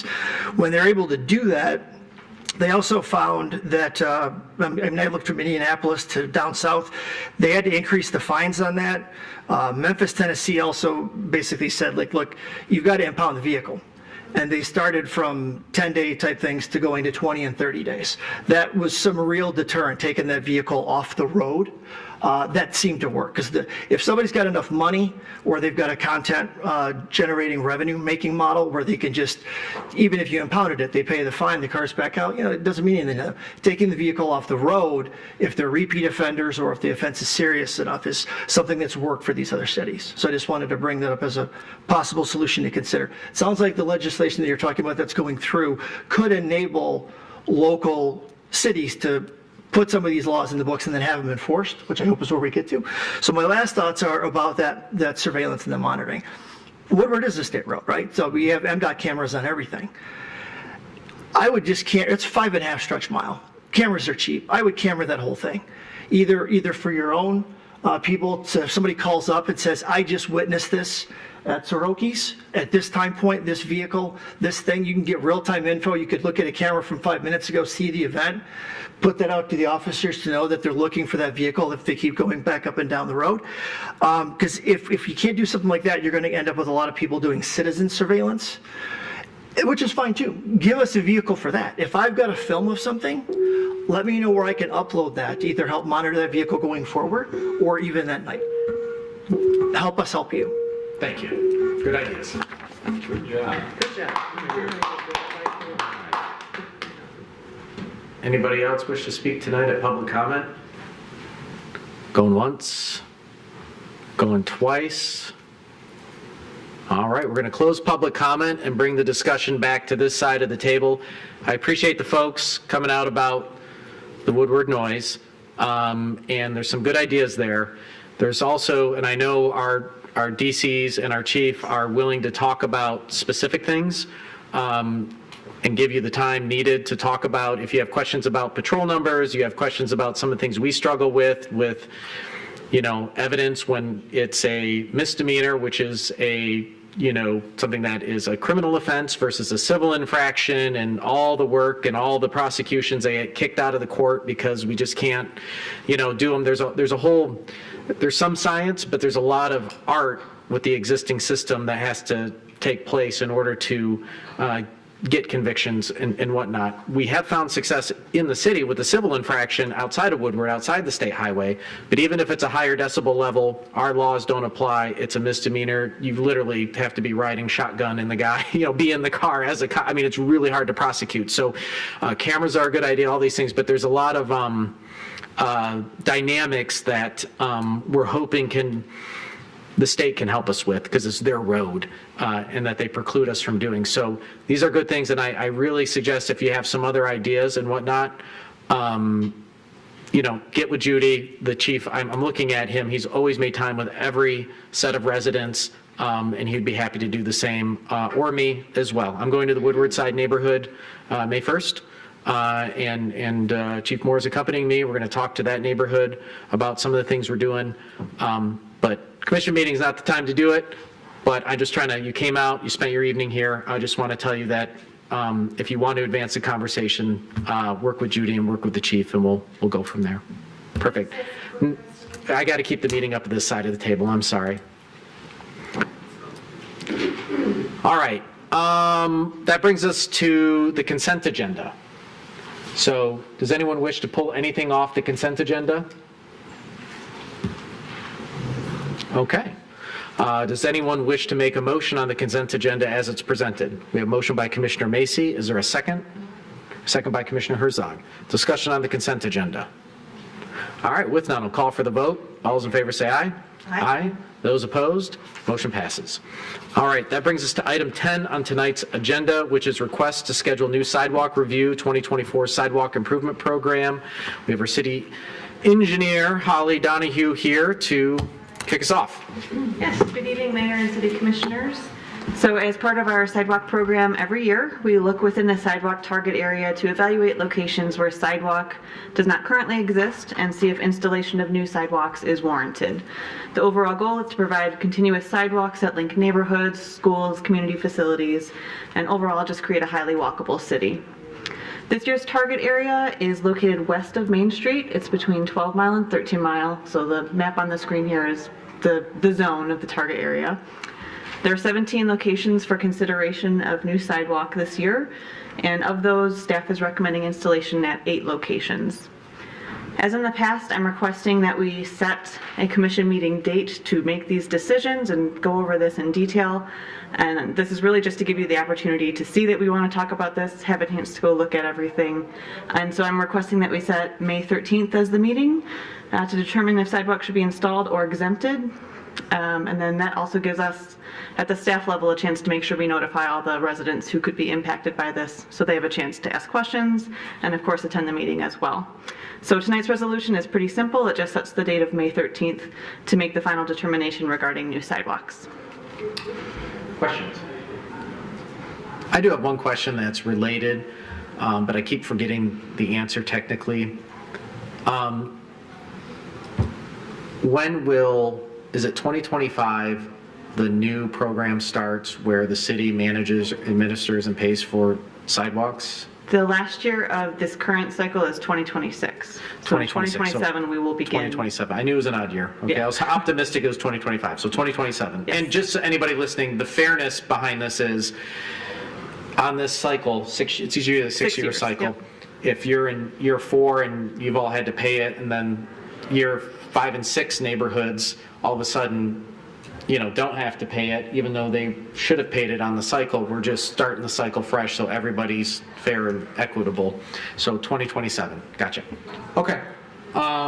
Any other questions? Okay.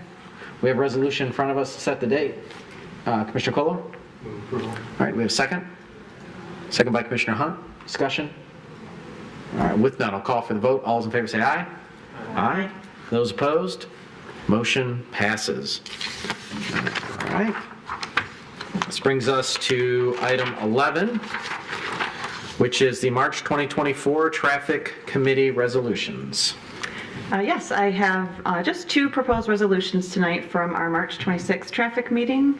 So I'll just go over those, and if you have any questions, feel free to ask. Our first recommendation is to install flashing speed limit signs on Webster Road, and this is near Adams Elementary. The school district had requested these signs to help remind drivers that it's a 25-mile-per-hour street. They have a lot of speeding and dangerous driving in the morning during drop-off and also at afternoon pickup. The signs would be installed in each direction of travel, about 1 block away from the school, and then they're solar powered so that they flash during the school drop-off and dismissal times. We did notify the adjacent properties where these new signs would be installed, and we did not have any objections to the proposed locations, and the estimated cost for this work is $11,000. The second recommendation here is fairly simple. It's just to improve sight distance on Forestdale Road, just east of Woodward Avenue. Forestdale curves as it approaches Woodward, and so it can be kind of difficult to see oncoming traffic regardless of which direction you're driving, particularly when cars are parked on the north side of the road, and they almost always are because there's a car dealership there. We did do a sight distance analysis and determined that the sight distance is currently below the recommended threshold on that street. And so we're recommending that an existing no parking beyond sign simply be moved an additional 20 feet to the north, and that will help improve that distance that you're able to see, react, and stop if needed if a car is coming your way. Essentially, that eliminates 1 parking spot on the north side of Forestdale Road, which seems a pretty minor impact. And so the recommendation is to move forward with the sign relocation there. And that's all I have for you tonight. Wonderful. Questions? Very straightforward. Commissioner Colo? Thank you, Mr. Mayor.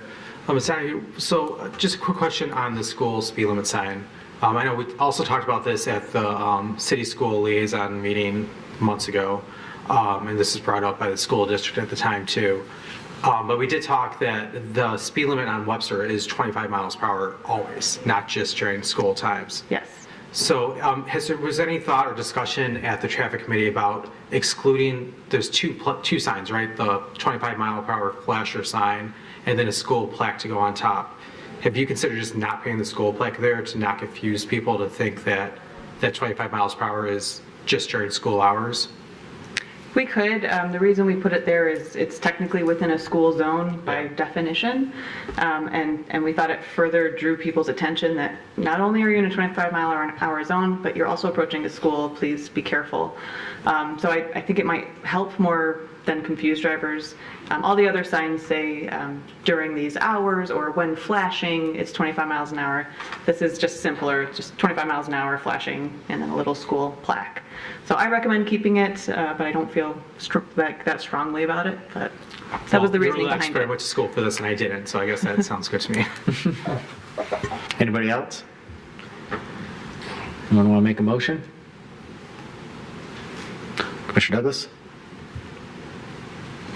Yes, I'll move approval of both elements in the resolution. We have a motion by Commissioner Douglas. Is there a second? Second by Commissioner Hunt. Discussion. All right, with none, I'll call for the vote. All those in favor say aye. Aye. Those opposed? Motion passes. All right. Thank you, Ms. Donahue. All right, that brings us to item 12, which is consideration of ordinance to rezone 3915 Crooks Road to PUD. Second reading. Thank you, Mayor Fournier. I can handle this. Mr. Twing is not here in attendance today. At the last meeting of the City Commission on April 8th, the City Commission approved a zoning map amendment on first reading to rezone 3915 Crooks Road from multiple family residential to a planned unit development. As you may recall, that property is owned by Amber Apartments, and Amber Apartments is the entity that's going to be developing a 3.5-story building there with 30 multiple family dwellings. Normally this would be on consent, but because one of our commissioners was absent during the last meeting, we need to approve this on second reading as part of the main agenda. Mr. Cowan, who does represent Amber Apartments, is here if there are any other questions for the petitioner. And certainly I can answer any questions as well. The second reading, I think we're all familiar with it. Any questions? None? Good. Any motions? Commissioner Colo. Yeah, with apologies for me being the reason this is on the regular agenda. I move approval. Is there a second? Second by Commissioner Cheatham. Discussion. All right, with none, I'll call for the vote. All those in favor say aye. Aye. Those opposed, motion passes. All right. So that brings us to item 13, proposed ordinance amendment 2024 through 06 residential rental regulations. First reading, Mr. Wachowski. Thank you, Your Honor. Good evening, Mayor and Commission. On the agenda for first reading is a rough draft amendment to the city's current residential rental regulations, which attempts to address some of the expressed concerns of residents regarding short-term rentals. But this proposed revision addresses all rentals in the city and carves out some exceptions for short-term rentals. That is, a lot of the ordinance is modeled after a pending state bill that has garnered some support that has the best chance of moving forward. So I took the opportunity to include a lot of the provisions within that proposed state bill that may or may not go forward, but at least incorporate some of the provisions in there. I do, in the memo to the commission, set forth the highlights of what the proposed ordinance does to the current rental provisions, and would appreciate any other guidance, suggestions, concerns, issues. As I see this as fairly rough draft, and take no offense if we need to come back several times to review this ordinance and find a place where the commission is satisfied that it may help address some of the concerns in the city. Commissioner Macy. So, thank you for bringing this forward. So does the bill have to pass in order for us to be able to do this, or can we do this even if it doesn't? We can do this even if it doesn't. The reason I chose to incorporate some of the language, not all the language from the state bill, was because certain organizations are in support of that bill. MML is going to be supporting it, and this is the first state bill that's had that type of support. So that's why I say it has the best chance of possibly moving forward. But as you know, sometimes things don't work out. But the language is what it is, and it's based on some sound theories from the state law. But they don't have to pass that for us to pass this. There is one provision in there that is a contingency that basically states if and when certain things happen at state law, we would then require that as a condition, such as if the state law does pass as presented, the short-term rentals would have to register with the state and pay taxes and whatnot. And the ordinance as presented for you this evening basically says if and when that does happen, that is a requirement of our local ordinance. So I think I was able to craft the ordinance where we can certainly move forward without the necessity of the state moving forward first. Okay, great. That clarifies a lot. I had thought that there were some things that we weren't allowed to regulate until they had made some changes, and so I just didn't know how that. Yeah, and I just for clarification, I think everything that's included in this draft we can do without that preclusion by state law. Commissioner Hunt. Thank you, Mr. Grochowski, to you and your team for taking the time to put together this proposed ordinance. We heard a public comment that part of the issues that our residents are seeing with these short-term rentals is noise and smoking of various substances. There's a device that I believe is called Minute. I don't know exactly how it's pronounced, MINUIT, I believe, that allows a landlord to install this device into one of their rental properties, and they could monitor the noise and the ability to, pick up on smoking. Is there any issue with including the requirement to have something like that in the ordinance with privacy or to the short-term renter that could possibly alleviate the issue that our residents are seeing. Of course, it would, we'd have to have a responsible landlord to do something about it once there's a ping or notification, but is there any issues in exploring that type of device? If I may, thank you. Not heard of that. Deserves additional investigation. There might be some issues with being able to require that. I'm not sure yet.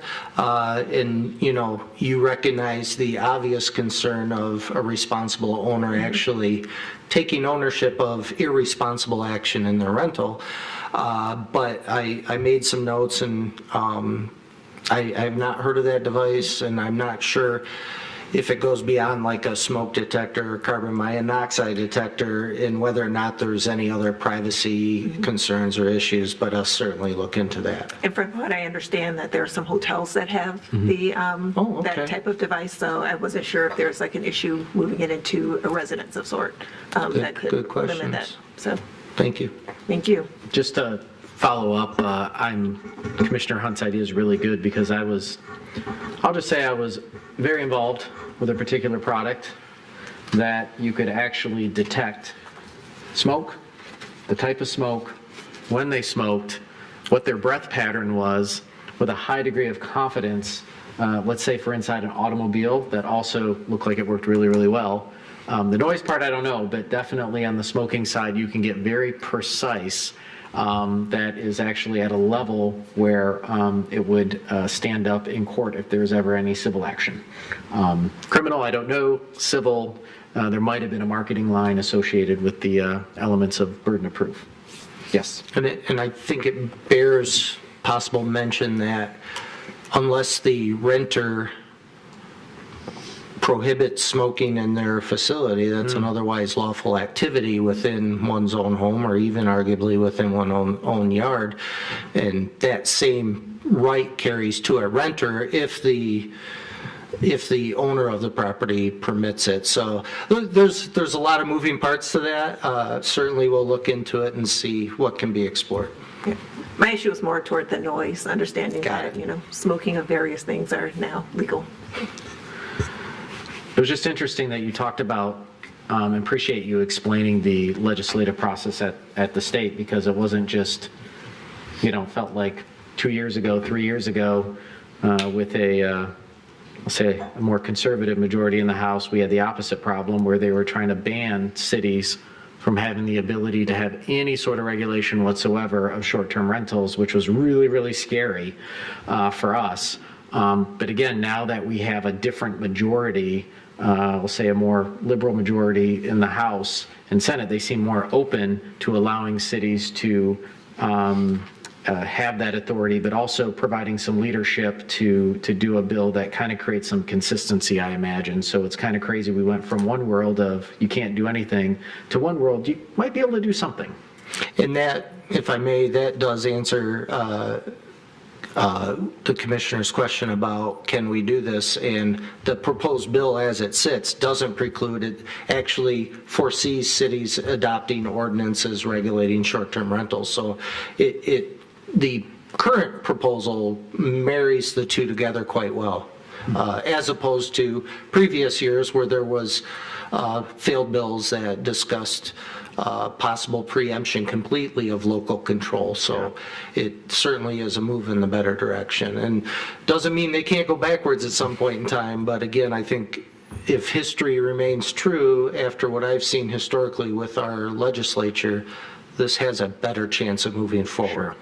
I think this is more broadly appealing to almost every constituent in the state. And I would say that well, I'll just reserve comment for a second. Commissioner Douglas. The Michigan Municipal League Committee that I have served on has been fighting trench warfare against these, the earlier drafts of this ordinance, going into lame duck sessions and kind of, fighting their way through the weeds, trying to fend off the Michigan Association of Realtors, which was behind the effort to, or the drafts that would have preempted local control. And our committee has endorsed this legislation because it finally removes that odious provision. And even the Michigan Association of Realtors is now behind this draft, and it was scheduled for a committee hearing on the 19th. That would have been last Friday. I haven't heard any results out of that. But we're now cautiously optimistic that indeed this will get past the finish line. I mean, imagine if folks are upset about how the state is preempting us from doing certain things on Woodward. Imagine if a bill, that would be a very tough one to explain. Commissioner Colo. Thank you, Mr. Mayor. Before I start, I just want to recognize staff for the work on this. Like, this has been a lot of hard work. I know that the mayor and several commissioners had meetings with staff and residents also who have had issues with short-term rentals around them. So, thank you to manager's office, the police department, legal department. This has been a big get. So thank you for this. So I have two questions. One, looking at the violation and penalties section of this, I want to ponder, like, should we have some more consideration of the cost of the fees for violation? Currently, the first fine is $100, $200 for a second, $300, and suspension for the third. However, if you're getting $1,000 for a weekend rental, I would almost be okay, taking $100 hit's not much. You're getting a lot of money on these rentals. So I wonder if we might have some consideration to make it slightly more punitive than it currently is, to dissuade property owners from renting to parties or potential areas that might be an issue. I'll just say, my wife and I have owned an Airbnb for, oh goodness gracious, I don't want to say how many years. Not in the city of Royal Oak, but in actually a city that's a tourist city. So it's in actually a commercial district. So we don't have a lot of neighbors, but we do have neighbors within the area that sometimes, folks renting from us will complain about, or vice versa. It's interesting. What I worry about is if you increase the penalties too early, like sometimes then we don't want to have folks discriminating against people, you know what I mean? Like, oh, younger people, you know what I mean, aren't going to be able to rent because there's a $500 or $1,000 penalty or something like that. But I would say definitely after the 3, you're done, like your financial model breaks if you're a habitual, and I do think like misunderstandings and mistakes will happen. We got a call once on a sweet elderly person that had the TV up way too loud, you know what I mean? And technically that might be a violation. But I think that it's an interesting thought. I don't know. I think it's something to explore to see if it affects, behaviors in a positive way, or do you trade one for the other? Maybe for the second and third, or at least for the third then, because... Yeah, maybe the third one's really high. I would think I think the first one should be like, hey, we're trying to work with you to, balance what your property rights are within the state of Michigan, but also, be a good neighbor. And if you're not hearing it the first or second time, then you get an uppercut the third time, and then the fourth time, hopefully your business gets walked out in a coffin.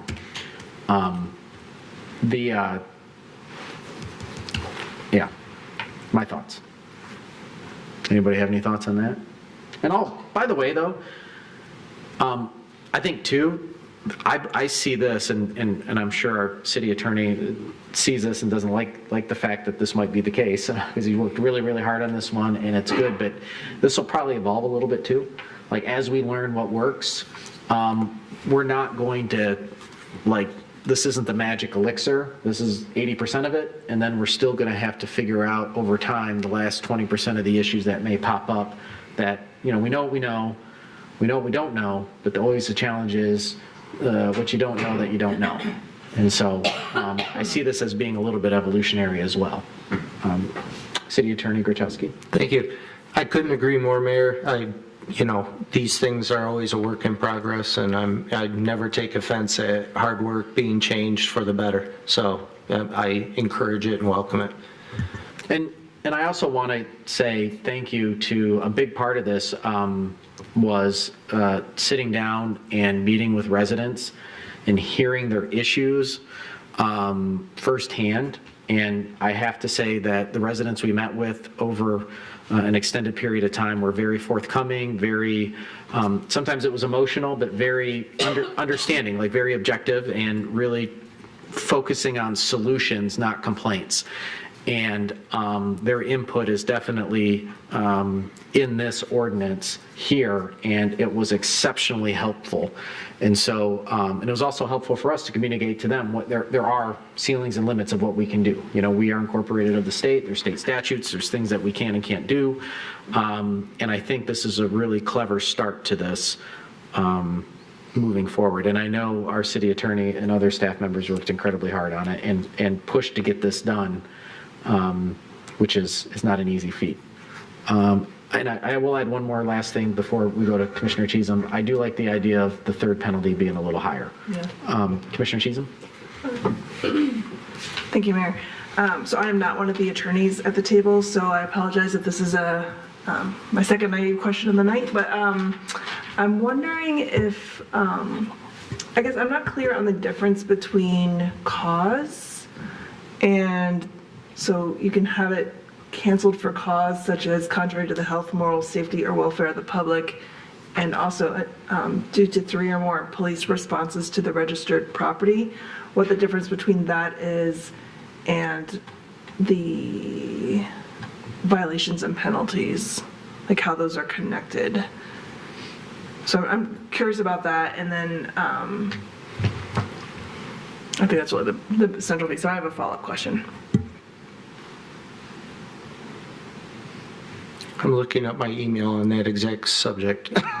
Give me 1 minute. Yeah, I did. He's looking at Webster's dictionary. What is cause? No, I'm just kidding. That's all right, because I looked for it.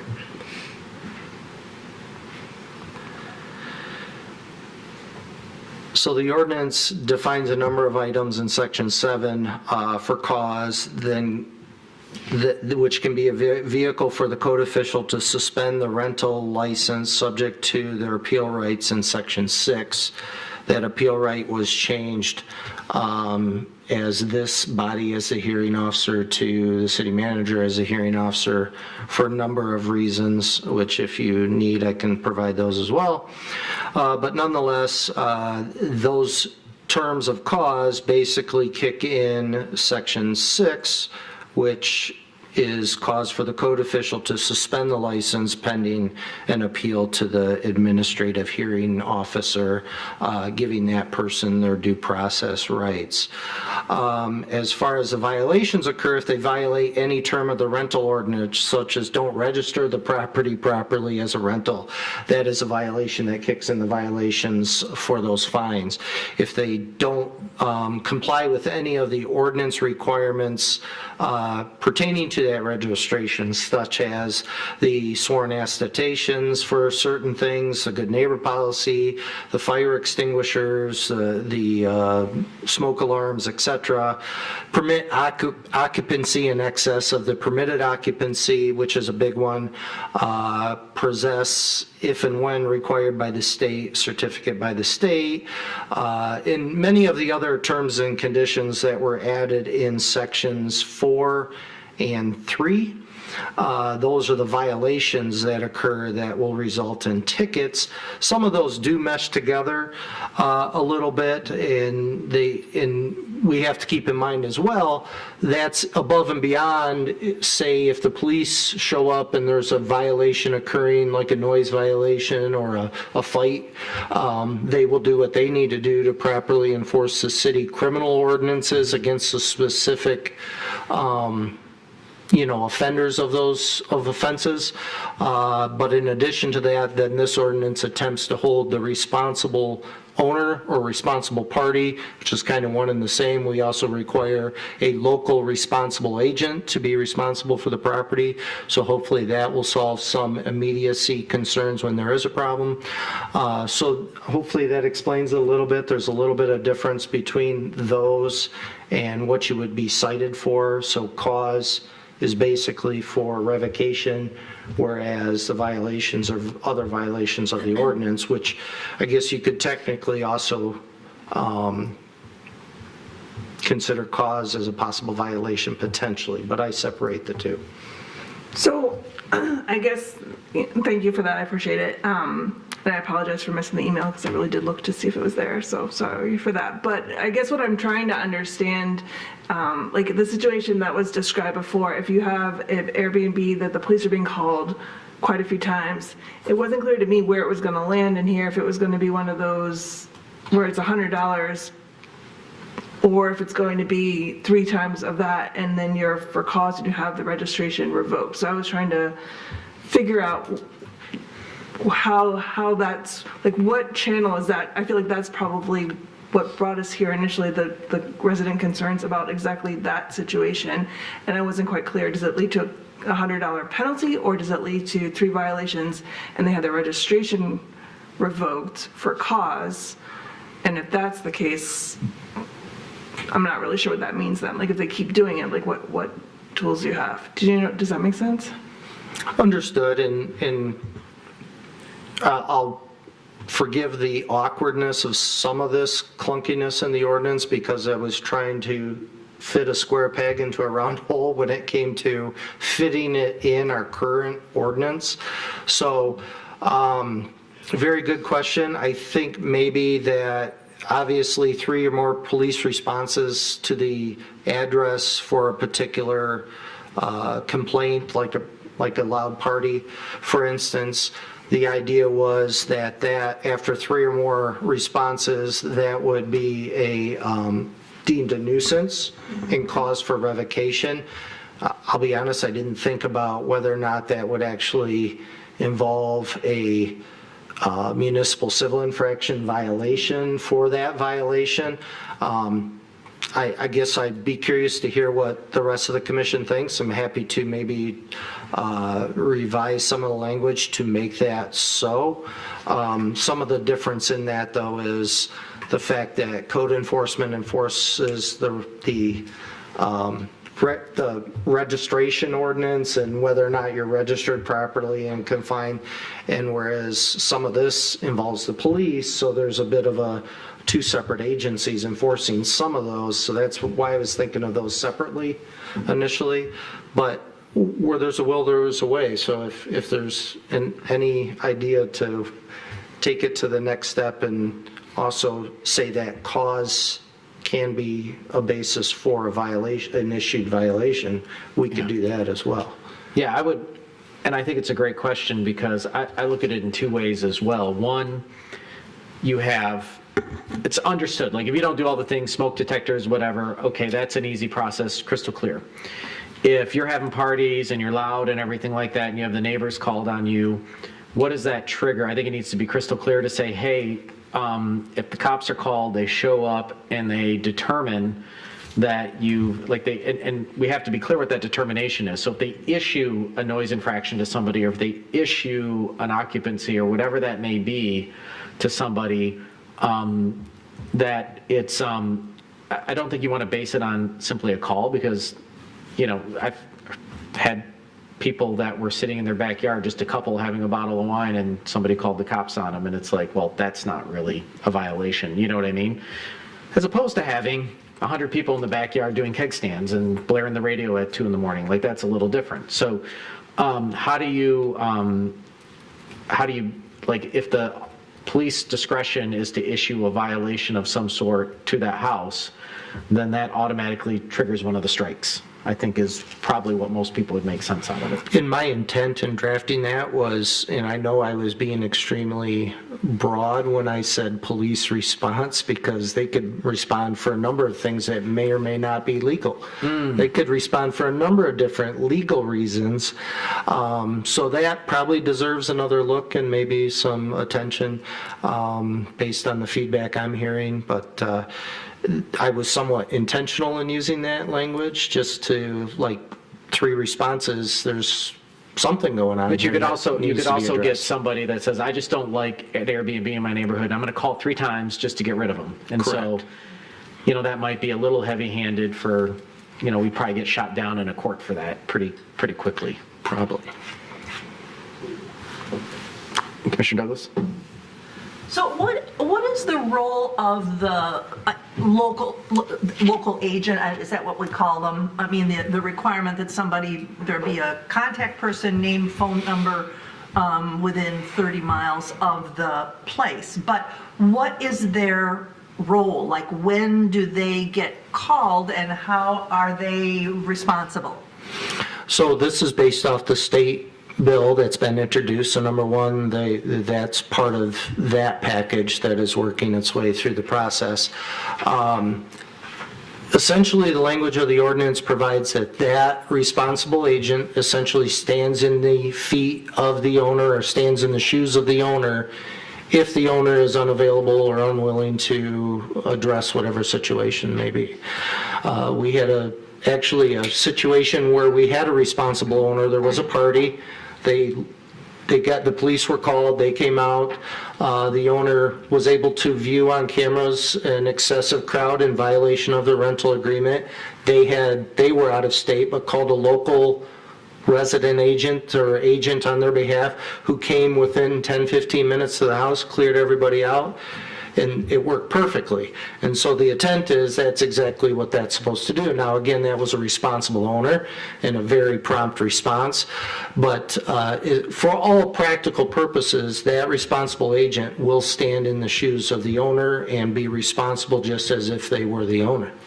And if they don't show up in this hypothetical situation, the cops come, they call, they say they don't answer or say, no, I can't come. What is the punishment for that? Then we look at whether or not we've established cause under not only just the previous, provision we talked about, but the other provisions of cause, and or so there's some other previously existing provisions about contrary to the health, safety, welfare, morals of the public.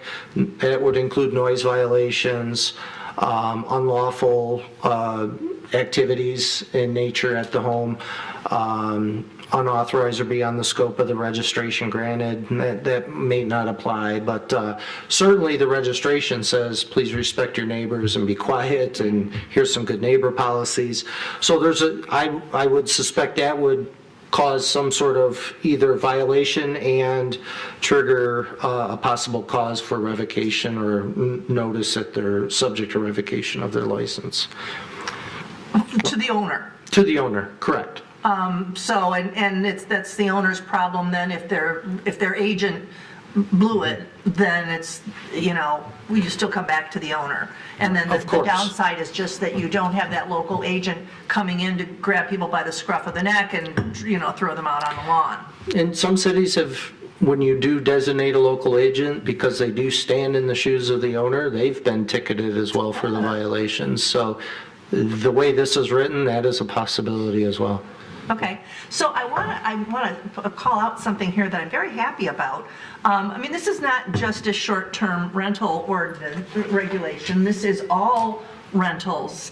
And we finally have a provision in here where building officials can enter the rental property to make sure, at least to make sure that it's up to code. So, and I don't think that has been present in the ordinance before now for all of our rental properties. And I think that's going to give us some real teeth to address other issues that come up around town not related to short-term rentals. Good point. Commissioner Colo.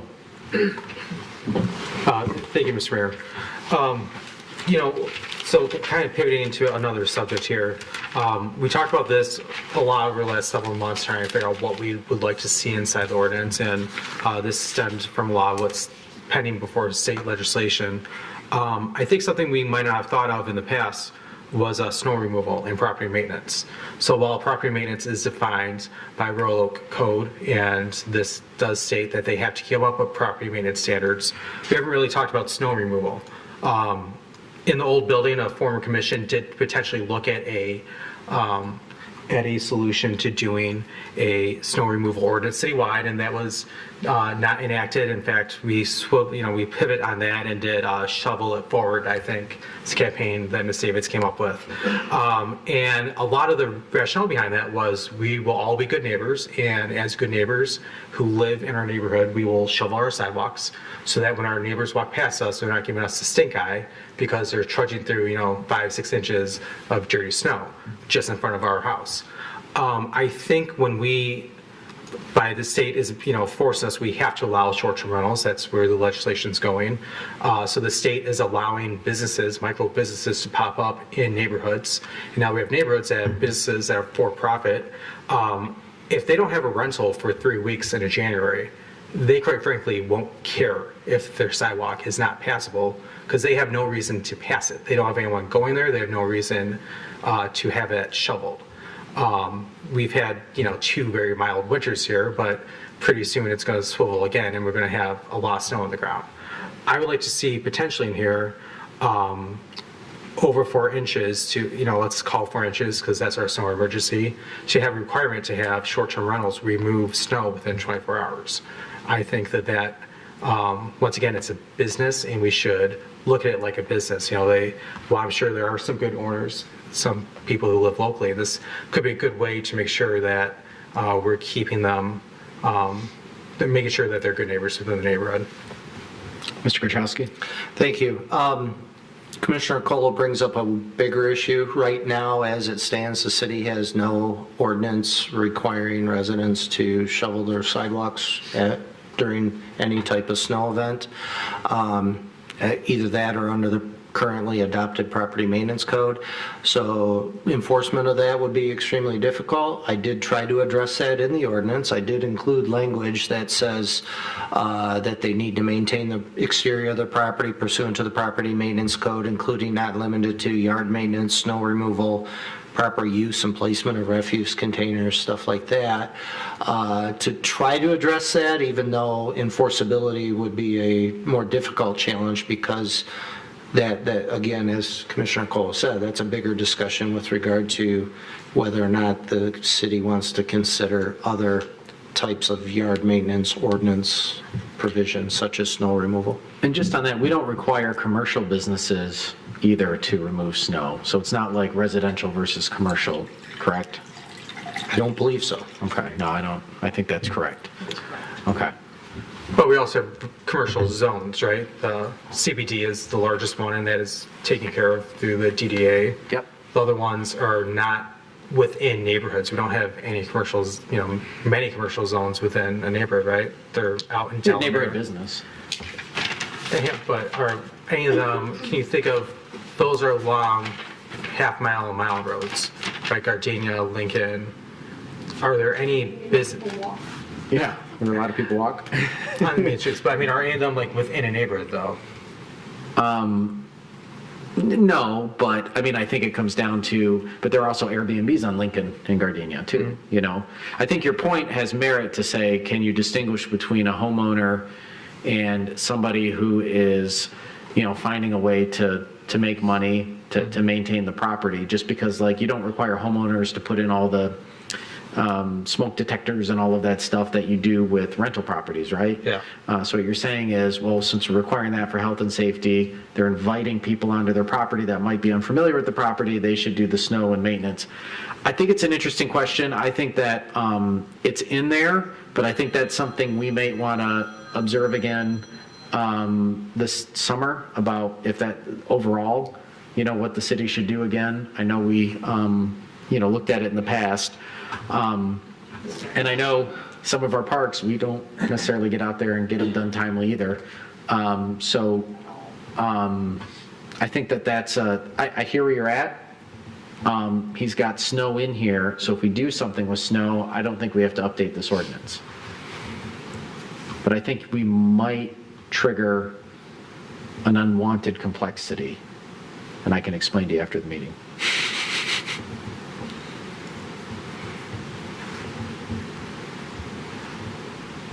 Any other thoughts?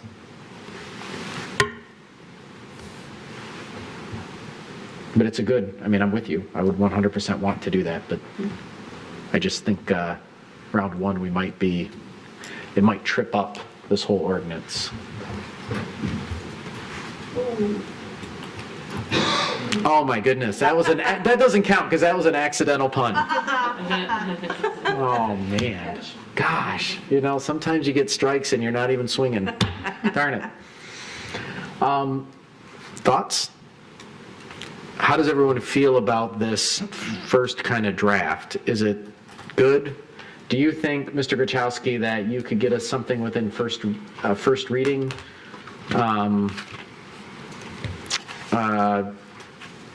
Based on the comments you heard tonight?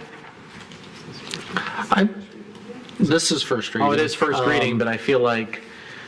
It's really, I guess you have two options. You can pass it with some of the suggested, to come back at second reading with some suggested revisions that have been discussed here tonight, to try to correct some of the concerns that have been voiced, or we could just table this until the next meeting or postpone it and bring it back for first again. It's really up to you.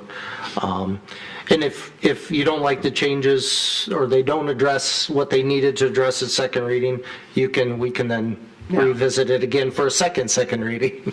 I feel like my gut tells me, and based on seeing everybody here nodding their heads saying they like what they see, that for a second reading we could potentially get those things incorporated. And what I heard was the third strike should be significant, as much as we can push the envelope. And then some clarity on, to Commissioner Cheatham's very valid point, like how do we make this crystal clear to people, like, hey man, if the cops get called, which is driving a lot of this, right? What does that mean in terms of your strikes? And I think if we connect those dots, I don't think that's a complete rewrite or creates much contention from what I see from this board to come back with a second reading. And to your point, then we do another second reading. Yeah, if we need to. And then if it doesn't work, we come back in a few months and fix it. Second reading. Yeah. Urgent number 5. All right, good. So should we take a motion to pass on first reading with those changes as I articulated, or are there any other changes that folks want to direct? Okay. Commissioner Macy. I'll move approval on first reading with those direction to come back on second reading with those changes that the mayor just enumerated. Okay. Is there a second? Second by Commissioner Cheatham. Discussion. Great work. Great ideas, table. Commissioner Colo, good ideas.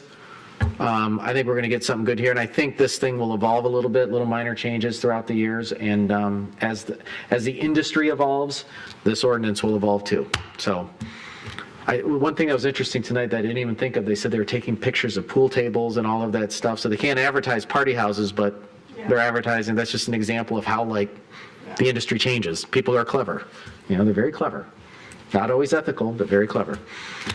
All right, I'll call for the vote. All those in favor say aye. Aye. Those opposed? Motion passes.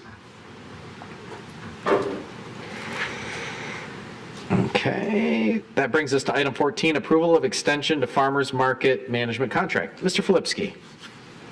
Good evening, Mayor Fortier, City Commissioners. The item before you is a request to exercise the one-year extension that's currently in the farmers market management contract, which is set to expire at the end of this year. In anticipation of that, in January, staff drafted and issued a request for proposals for those services and only received one bid back from the incumbent manager, Mazer Market Management. And although in my view, over the last number of years, they've performed well and seen significant growth at the market, continues to be a hub of activity. Staff and I were really surprised that there was no other proposal to review.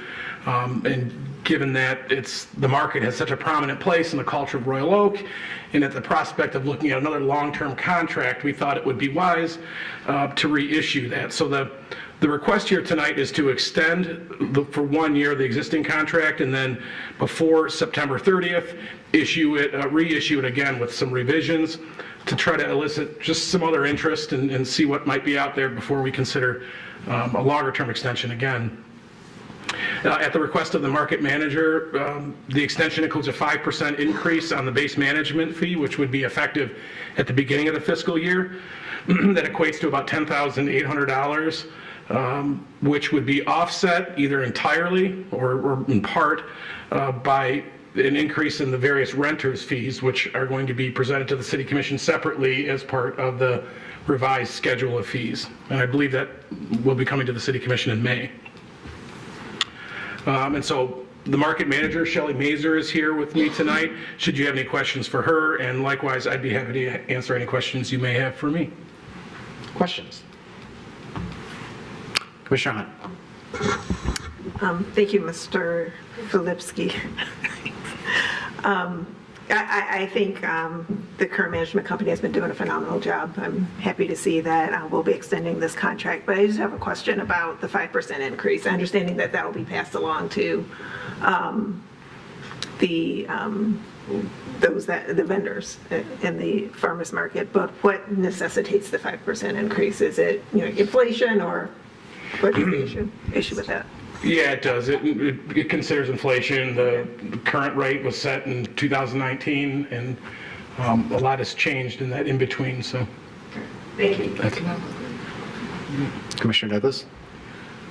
My question. Sorry. Yeah, I find after 5 years, a 5% increase in fees is actually very generous, and I'm pleased that we're able to keep it at that level. And I agree. I'm at the market frequently, and of course I'm not at the market during the private rentals that they have that so sustain its operation. So that's the part. It's like the duck. There's a duck going along the water, and it's smooth on top, but beneath its feet are paddling like mad. I think that's probably the special events operations at the market, and I think they're doing a good job. Anybody else? Yeah, I'll just say market's running great. Year after year, we're seeing, I don't want to say improvements is a bad thing, but pushing the envelope, thinking of new innovative ideas. It's always awkward when we as a governing body have to talk about bids and stuff like that. It's not a knock against the performance of the long-term manager of the market. It's just part of our obligation as a body here to make sure that from time to time we are doing our due diligence and not bidding out for cost, but just seeing what proposals are and, making sure that we are continuing to go down the right track. Not doing that would be a disservice to the manager and to everybody else. So it's this process here. I don't want anyone to think that there's any issues at the market or that, it's a performance issue. It's just part of our duty. Just like we bid out road contracts, we bid out everything. This is what we do. So glad to see that we can accommodate a 5% increase to support the needs of the market, and I'll be supporting a motion to that effect. Commissioner Colo? Thank you, Mr. Mayor. So before I make a motion to approve this, I just want to, since we have both the market manager and I forget what your title is, Mr. Phillips. You're the DPS guy. All of them? Yeah. All of them right now. Like you're doing it all. Yes. The market a couple of years ago participated in the SNAP program, where we now take SNAP benefits at the market, which is simply amazing. It's providing a great resource, fresh food to people. It's been great. I hope in the next year we can get into the double up bucks. Yep, double up bucks. Yep, which doubles those benefits for free. Yeah, so I know it's more of a lack of response on the other side that I'm not getting the help I need to get that program moving, but I'm on it. Okay, so I guess while you're here, while the city management's here, if we can start that the next year, because that literally for free doubles the amount of spending power Before of the people end on of those the year. benefits. Yeah, so that'd be great to have. So with that, I move approval of the contract. A motion by Commissioner Cole. Is there a second? Second by Commissioner Hunt. Discussion. All right. I'll call for the vote. All those in favor say aye. Aye. Aye. Those opposed? Motion passes. All right. Thank you. Thank you. Thank you. Okay, we're at item 15, which is a resolution to approve RFQ for executive search firm for recruitment and selection of city manager. Thank you, Mr. Mayor. Okay, I'll give it to Mr. Grachowski, I guess. It'd be awkward to give it to the interim city manager. It is my item anyways. It was produced by myself in HR and the contractor in finance. With that, there is a proposed request for qualifications for executive search firm to conduct a search for the next city manager. And as stated that if approved, we'll timely post that RFQ in the normal channels and do some direct marketing of that RFQ to regional executive search firms. With that said, if there's any amendments or changes, we'd be happy to make those between now and when we issue that, if there are any changes. Commissioner Cheatham. I think I'm ready to make my first motion. All right, let's hear it. See if I'm ready. So I move to approve the request for qualifications for the executive search firm for city manager with the changes that we discussed in closed session. Okay. We have a motion by Commissioner Cheatham. Do we have a second? Second by Commissioner Douglas. Discussion. All right, no discussion. I'll call for the vote. All those in favor say aye. Aye. Those opposed? Motion passes. A unanimous vote on your first motion. That's amazing.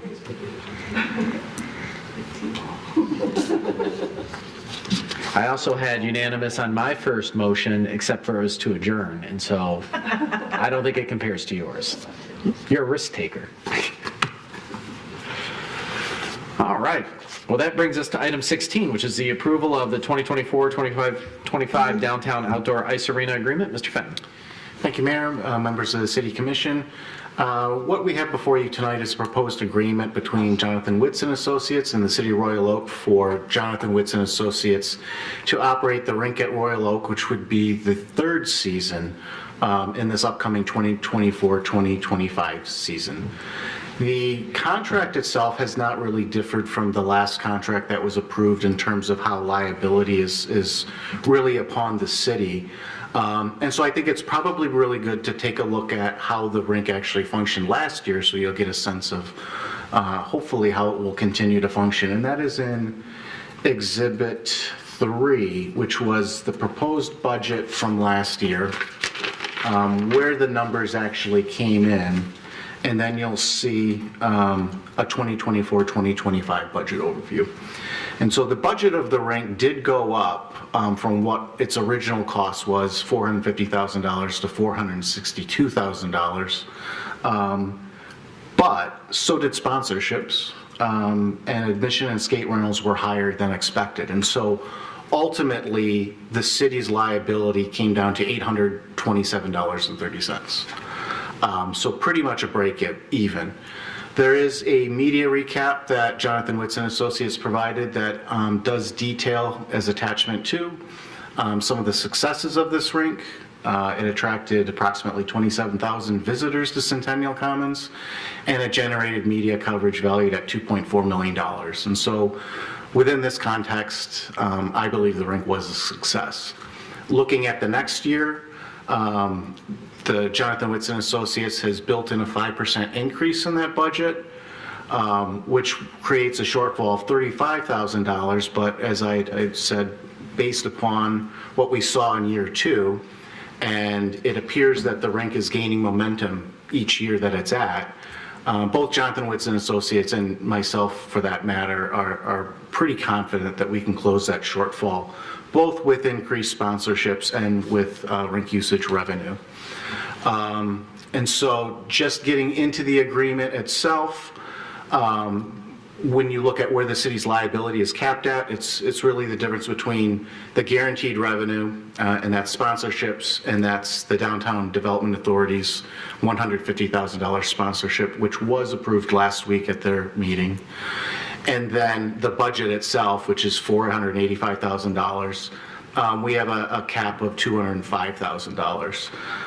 And that is made up through admissions, skate rentals, private rentals, concessions, revenues, and last year, that number was approximately $170,000, and we're anticipating, as the rink continues to be in existence in downtown Royal Oak, more people are attracted not only to rent it, but to become sponsors of it. And so from a liability perspective, I'm comfortable with that. Any excess revenues do go to offset the costs of the rink and the operations. Jonathan Whitson Associates is not maintaining a management fee for this. What Jonathan Whitson Associates does receive is during the next year's Winter Blast. His organization has full use of the skating rink and all revenue generated during the period by him, except that again, and this is part of the Winter Blast contract with Mr. Witz, ice skating will be free to the public as provided in that agreement. And to further protect our financial interests, we do reserve the right to audit John Witz and Associates for the program, both at the beginning of January and then on completion of the final project. So I learned late today that Mr. Witz could not be with us today, so we are here to Nick, who was the original author of the agreement, and then I worked with Mr. Witz to finalize the proposed agreement for you. We can answer any questions on that. Questions?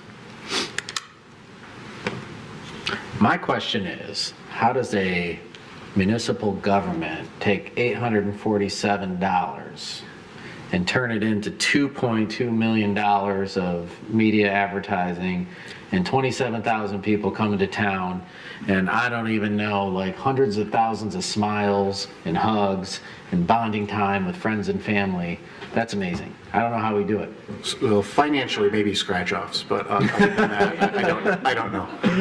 That's an amazing story. I was very, very, I was happy to see where he came with financially, but I'll also say Mr. Witz did a very, very good job of keeping the city manager's office updated through any budget adjustment, through any ebb and flow. We had some really bad weather in January, if you remember, where it was shut down for a week. That's lost revenue, and we still got to the point where the loss was $807. So I think he performed exactly as advertised, and it's for me, it's a very easy recommendation to continue this arrangement for next year. Yeah. And I mean, just what's not in here is probably, I mean, for some of us that are like, you know, that go to the skate rink, have, you know, sometimes people have nothing to do with it, and sometimes people have a lot to do with it. I mean, the feedback just anecdotally from people of all ages, economic brackets, you name it, from Royal Oak, outside of Royal Oak, the feedback has been absolutely just, hey, you know, I want to let you know, I was kind of against the ice rink. Oh my gosh, you know, we loved it. Or from business owners, this has really helped us out. And just from family saying, I'm glad that we had something to do on Christmas Eve. So I think that anecdotally, we received a lot of positive feedback on the rink. And I know we did some things differently from last year. Better skates, I'll tell you that. And some lessons learned to keep the costs managed. And, you know, it really is, I thought, just for a number, 27,000. And I don't even know that counts the people that weren't skating or that were around the area. You know, like my mom doesn't get on skates anymore, and she was out warming her hands and buying a hot cocoa and all that stuff. So I think this is something that had a little bit of risk to it, but with our talented city staff and with John Witz and Associates professionally managing it, it's a good story to tell. And we have grass. Unlike last year, we fixed that problem. Commissioner Douglas. Well, I hope you're right about that. And I will say that I was not a strong supporter of this when we started it 2 years ago, and I'm willing to sit here in front of God and everybody and say I was wrong.